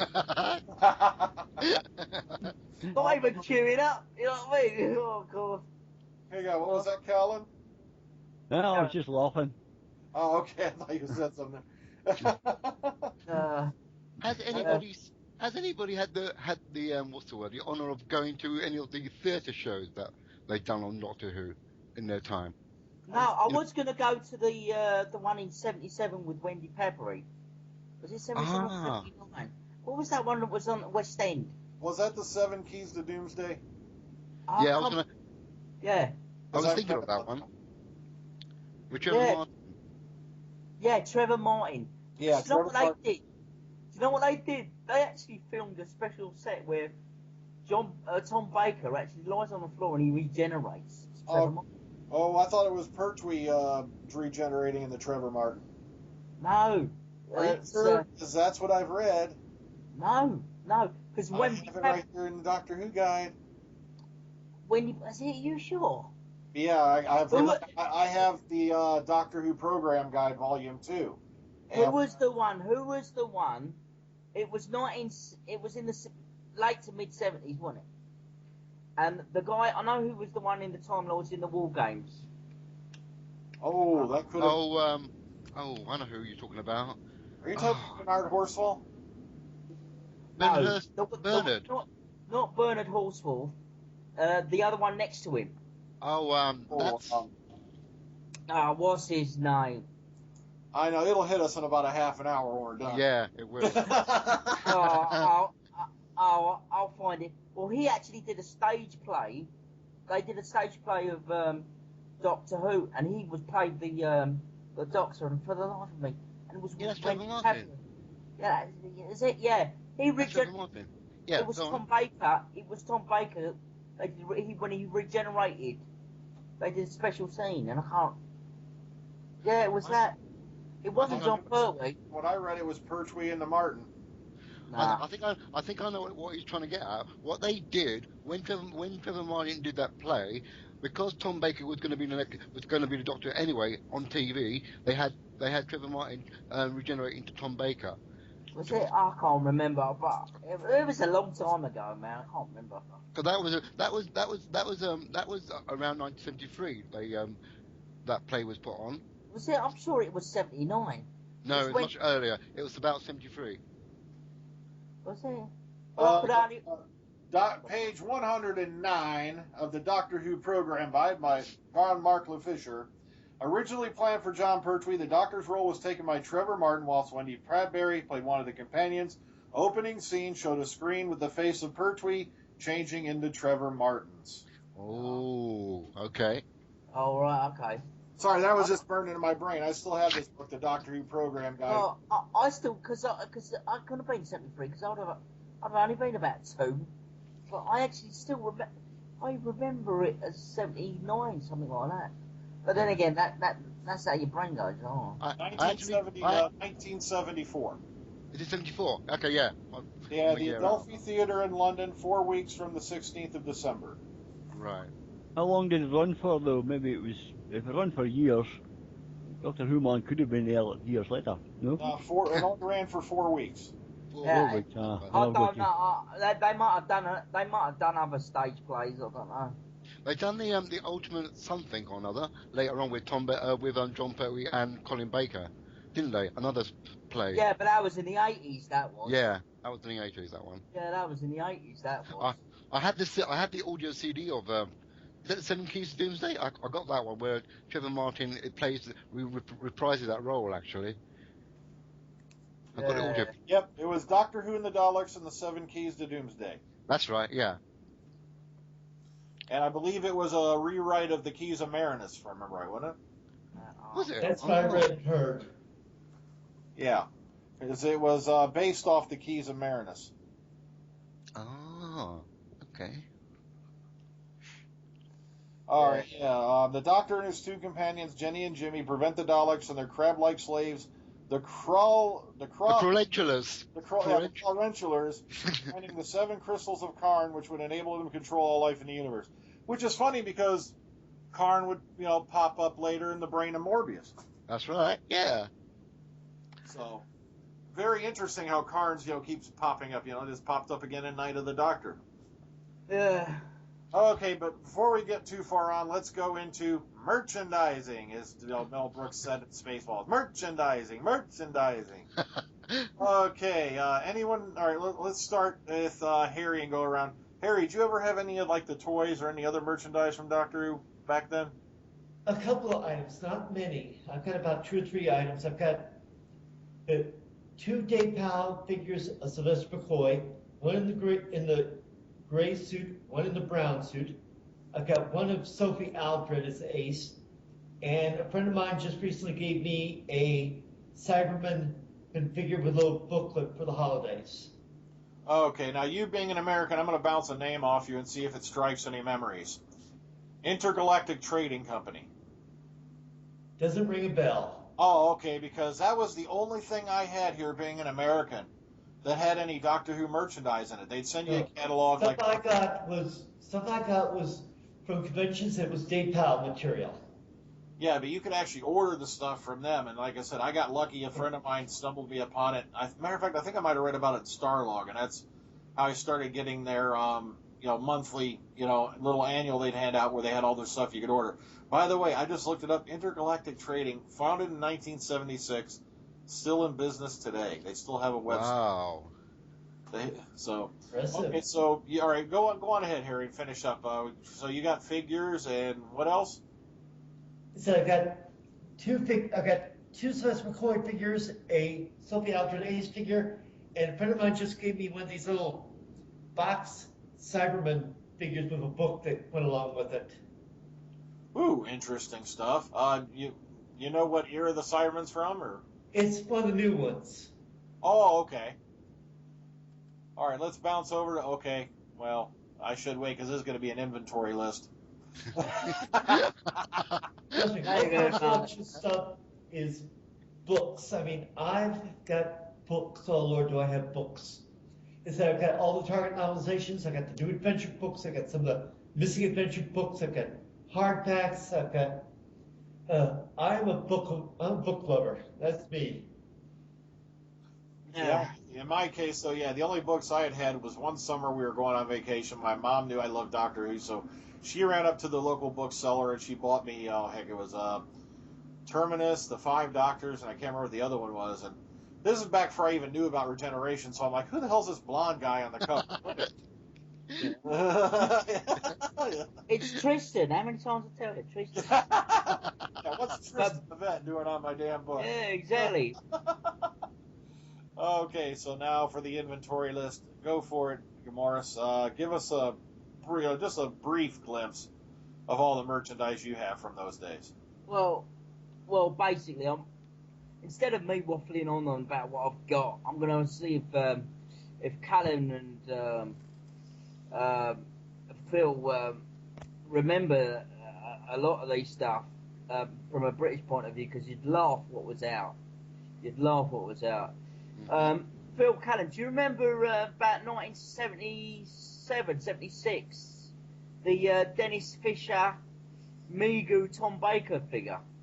That was one of the things I was going to say that I did own at the time back then. I had him and Leela. Oh, Yes. have you still got Leela?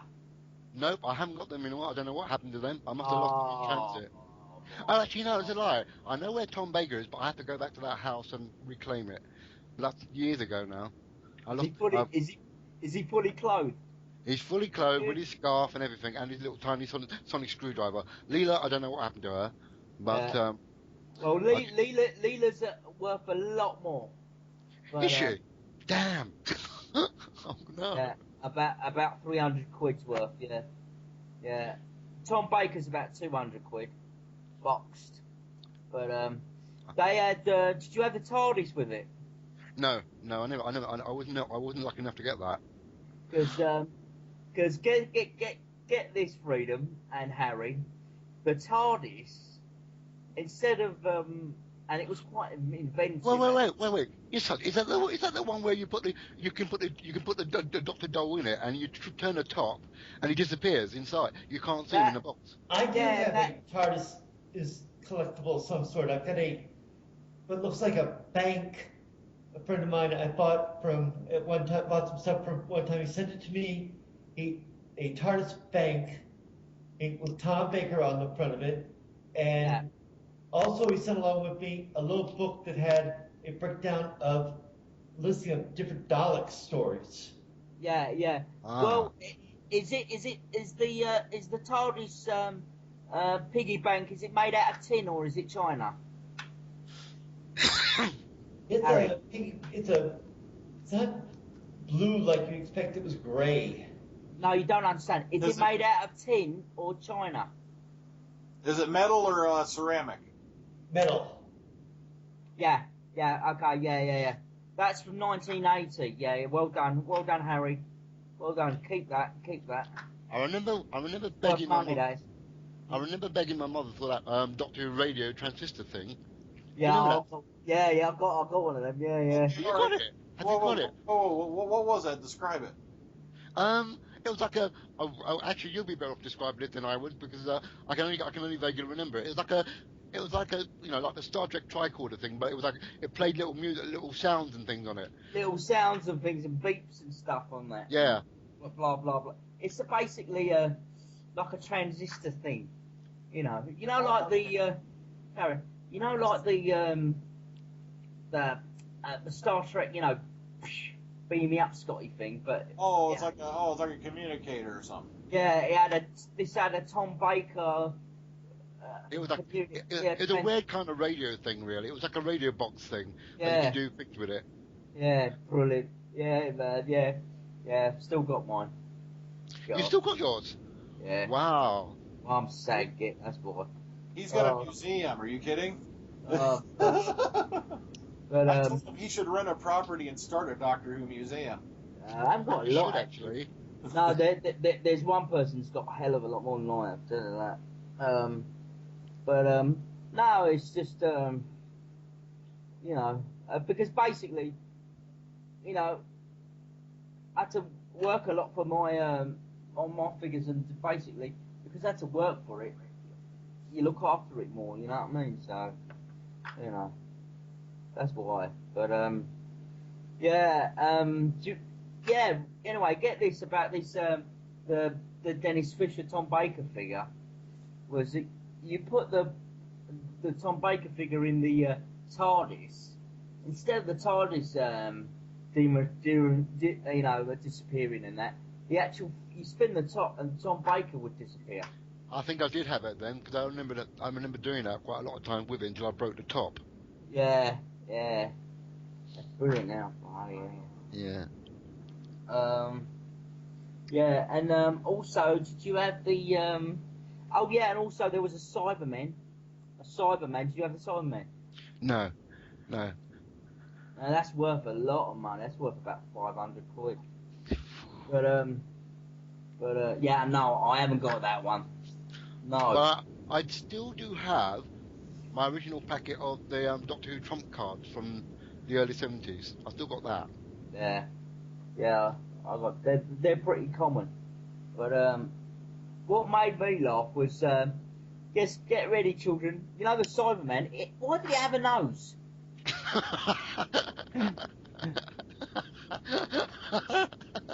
Yeah, had a nose. Oh God. Quality. That's what you call quality control. Got it all wrong. Remember the Dalek? Remember the Dalek came with it? It actually talked. The first version of a talking Dalek. Now they're all over the place. Remember the one that actually talked? I only ever had the little tiny rotorcast Daleks that you just pushed along every now and then. Oh God. But they actually talked, and also it came with the Mego one, the giant robot. Oh, I remember that one, but I never got it. I remember him. Robot, yeah. I never got that one either. I'm still trying to find him. I can't find it, but the robot, a giant robot. But I'll tell you what, those were fun figures. But do you remember those Marx Daleks? Those Marx Daleks where they Louis Marx Daleks. Yeah, the Marx Daleks. Yeah, with the sort of like squarish heads based on the. They don't look like the normal Daleks. Just had flat heads. Remember they used to move around on batteries. Yeah. Well, those weren't the ones they used in Planet of Daleks, were they? They were based. You know the TV21 Daleks. You know they had Daleks with flat heads. No, I don't remember seeing any of those. Yeah, well, it's on Dr. Freedom's profile that he's using for this video. But, okay.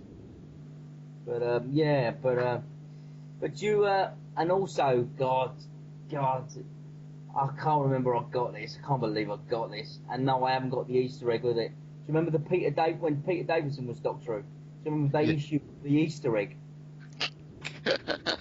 I missed that. When did that happen? That was about 82. That was. Oh, I would have been away then. I know where I was then. I was in Birmingham. All right. Uh, No, I doing. think I did sell them in Birmingham, mate. Don't worry. Yeah, no, but I was at college, and Doctor Who wasn't on my mind at the time, and I was trying to scrape through with my exams and degrees and things. Oh right, yeah.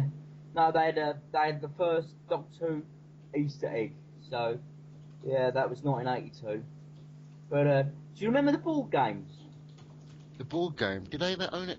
I remember hearing about it and seeing it, but I never owned it. I never owned it. Oh, well, you didn't own the what was it? Oh God, those Dalek games with the magnets. No, money was tight in our day. Money was quite tight, so we couldn't really spend a lot. No, but you must have friends that had it, because that's I what we did. did. Friends, what though? But anyway, no. Oh, Most of my merchandise consisted of the Target books, the original Target books, and the occasional, like I said, the Tom Baker yeah. and Lee No, figurine. because these ones were called. They used to put a magnet under it, and the Daleks used to move like Ah, the magnet under the board. Do you remember something like that, Callan? Yeah, my cousin had one of those. You used to So put you- it. If you put yeah. it to one, you put it to the question, it would spin round to the answer. If you put it to which planet did the Daleks come from, the Dalek would spin round. It would point to Scarrow. You'd have Yeah, to, you'd have to have like a pointer stick with, a magnet around it, and it'd spin round. It was brilliant. It was brilliant, fantastic. I wish I still had it. Because I would love to know what the rest of the questions were. Yeah. Don't worry, don't ask me. I haven't got that out there. You know. See, I haven't got everything. You'd have to be pretty rich to have everything. Oh God, I'll tell you what. Though, but it's not. I mean, do these games ever cross the border, Brian? Actually, I don't remember any of those, to be honest with you. But like I said, they didn't put out a whole lot of merchandise over here unless you ordered it. okay, yeah. Yeah, because they didn't have Doctor Who at the stores back then. It wasn't really that big here in America because it only showed on public broadcast television. So, if anything I wanted that was Doctor Who related, I'd have to order it out of a catalog. Yeah. Right. And how much would that cost normally? It depends on what item you were looking at. Pins would be upwards of like $5, and if you want anything bigger than that, because they did sell the figures and all that. But I remember it was like incredible amounts of money just for the figures and all that, plus shipping. It was nuts. Oh, so it was actually it was actually shipped from the UK. Yeah, because what Intergalactic would do is they basically acquire the stuff and then they ship it over here, or they'd order it from a distributor over in UK. Yeah. That's, like I said, Intergalactic was the only one I knew about. Like I said, I got exposed to them through Starlog. So, there really wasn't a whole lot of Doctor Who merchandise back in the 80s. Anything like, matter of fact, not even the 90s at all, because the show was on hiatus anyway. But it wasn't until the new series that Doctor Who started coming into the department stores over here. And do you remember? Do you remember the Doctor Who and the Weetabix cereal? I had that. Yes, Yeah, I had that. That was Now I got to make Mo blush. You've got the badges. I know. That's sad. Never even heard of it. Oh, tell them about the badges, Mo. Well, basically, the Americans call them buttons, don't they? Don't you call them buttons, Brian? They'd be buttons over here, yeah. Well, basically, do you remember Sugar Smacks, Phil? Yep, I remember that. Well, during John Pertwee's era, they had the badge of Doctor Who and Bessie, and they had Joe Grant, and they had Roger Delgado as the master. They had The unit badge. and Brigadier. Wow.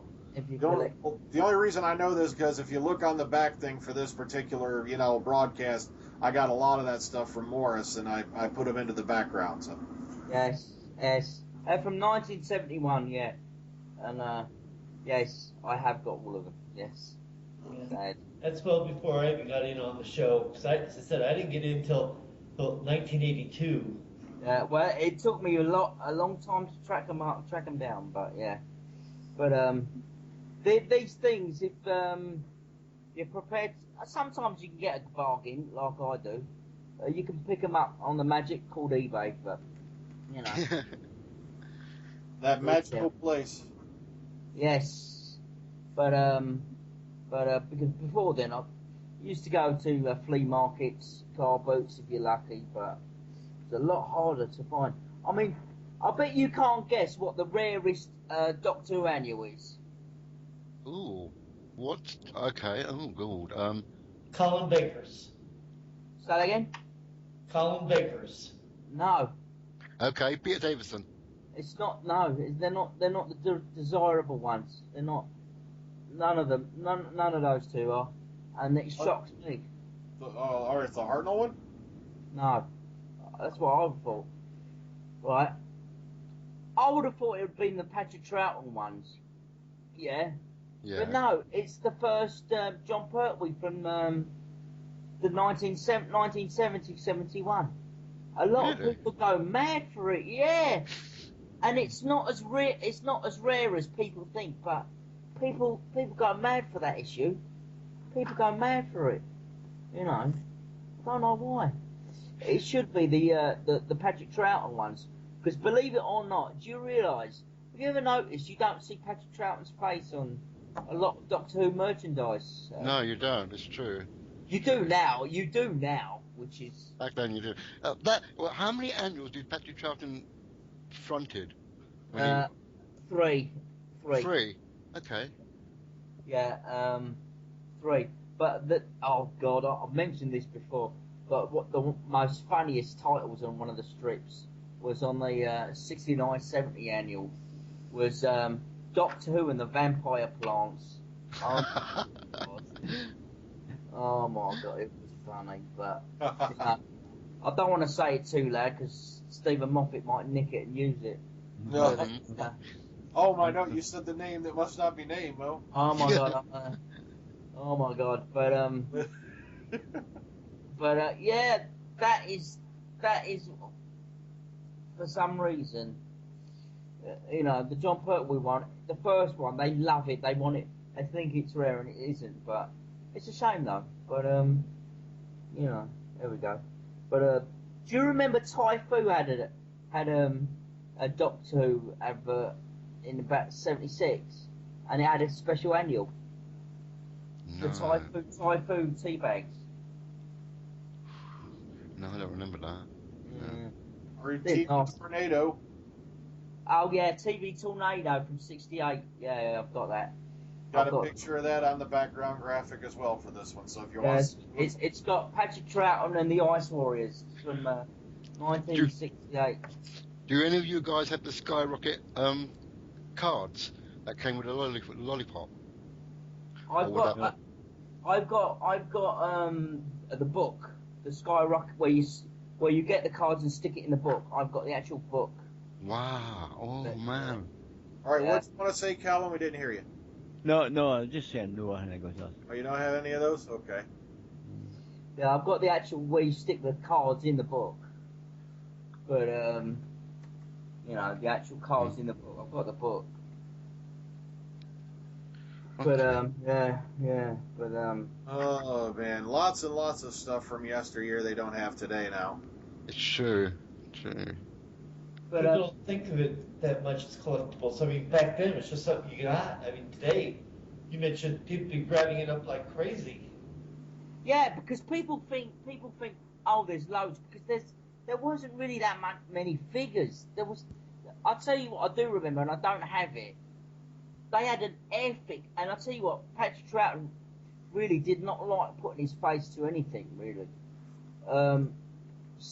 when he was alive. But for some strange reason, and he wasn't even Doctor Who, about 77, Airfix issued a figure of him in Airfix form, believe it or not. Oh. Yeah. You want me to really dull and depress you all? No. Guess what? All right. Guess what I ended up using as a Dalek when I was in around that age back then. No. What was that? Because I remember this very vividly now. Do you all remember the Star Wars medical droid, the one that had like 8 arms? Yeah. Yeah. Yeah. Mine had that center claw that rotated around the center. Yeah. The end of the claw fell off. That became my Dalek, because that was its gun, and it just had all these arms. That's what I used for a Dalek. Because I didn't have Dalek figures, you know. Yeah. Probably difficult to get hold of. But, So I had an 8-arm Dalek. yeah, no, this look. They tell give, you what, they'll give kid. the M1. I'll tell you what, kids, enjoy your figure collection, man. Because I envy you lot now. Cause Yes, get out there. You know, it's like you never know what's going to be worth, you know, a ton of money later on down the line. You know. Yeah. And by the way, kids, keep them in the box. Keep them in the box. Oh, but you got to Yeah, use all them. my Daypole stuff is still in their original packaging. I know, it's like, come on, you get this stuff when you're a kid, you know, you know, it's like, I want to play with it, I want to play with it, I want to play with it, you know, Yeah, I know. you just can't resist it. Well, okay, now here, before we run off to a close, because we've been going on for a couple hours now, we've covered toys, we've covered merchandise, we've covered, you know, the comics, we've covered the annuals, we've talked a bit about convention appearances and whatnot. I'm going to throw a name out that a couple of you guys should, you know, recognize, because I thought this was one of the silliest things I've ever read about that Doctor Who went through. All right, are you all sitting down? Okay. Mary Whitehouse. Ooh. What about her? Oh, God, I just couldn't believe the stuff she was complaining about on the show back then. Oh Yeah. yeah, but I'll tell you what, she was a benefit to the show Really? How do you figure? because every time she complained about the show being too violent and too scary, The viewership went up. Yeah, it automatically hit 24 million. Yeah. But you know what? That's another thing about Doctor Who back then. The viewing figures were so astronomical as it is, rather than what it is today. And I don't know why I don't understand why we can't sustain that kind of viewership like we had then. Yeah, well, it's pretty easy because you only had 3 channels then. Well, actually, that's not really. That's not really. Let me give a brief explanation, because I know all these young kids are like, what the hell are you talking about? Okay, Mary Whitehouse was an activist who, I believe she started writing about Doctor Who. What was it? Was it as far back as... No, I can't remember it. I was just reading about her in Key to Time. No, what it is, let me explain this, Even Brian. before the Key of Time, she made a big name for herself with The Deadly Assassin. No. Can I just say this? Because basically, me and Phil and Callan grew up with a lady. Well, not literally, but she brought in a campaign in the 60s called Clean Up Television, and it wasn't just Doctor Who she'd complain about. She'd complain about anything. You know what I mean? But what she would complain about, the sex and violence and things like that, would be quite tame today. You know what I mean? Yeah. So I mean, you'd remember. People TV executive used to get excited when they used to complain about when she used to complain about their TV shows, because it'd automatically bring their viewership up. And it's the same with Doctor Who. She just started to pick on Doctor Who especially during the Phillip Hinchcliffe era, when it stopped becoming a kids' TV show. You know what I mean? Yeah. Yeah, like one of the things she brought, like I said, that's a book I forgot to mention earlier. It's called Key to Time, and it covers the major events of Doctor Who from the beginning all the way up to 1984. It was put out for the 21st anniversary. And one of the things she actually complained about was she claimed that Planet of the Spiders, you know, John Pertwee's Swan Song episode, caused an outbreak of arachnophobia. I'm like, you've got to be kidding me, right? Looks like Nora admitted she had problems with spiders when they were doing that story. And of course, she really threw a fit when Leela came onto the scene. Okay, sorry, go ahead, Callan. What was that?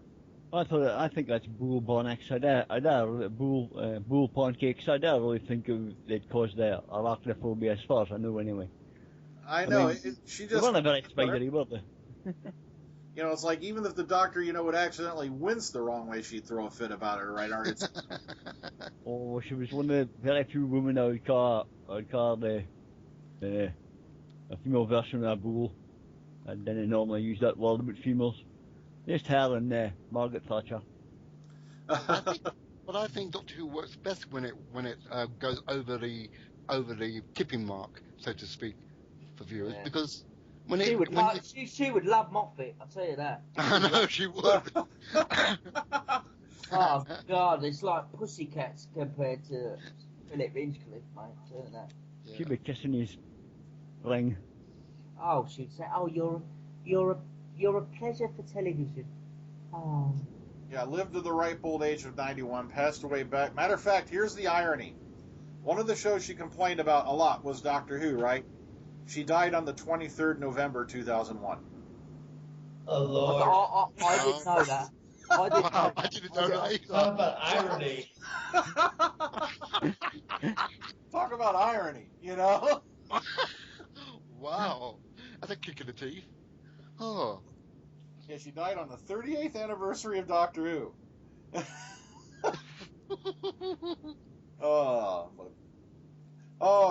So we've waxed on now for a good couple hours. But I had to bring that up about Whitehouse because she's the one who basically wanted to shut down Doctor Who because it was too violent, and we've dealt with this on a lot of different shows with different people claiming this is too violent. But compared to today's programming, I just can't see it. Yeah. But we've gone on for the last couple hours. Is there anything else anyone wants to bring up before we bring this session to a close? Nothing I can think of.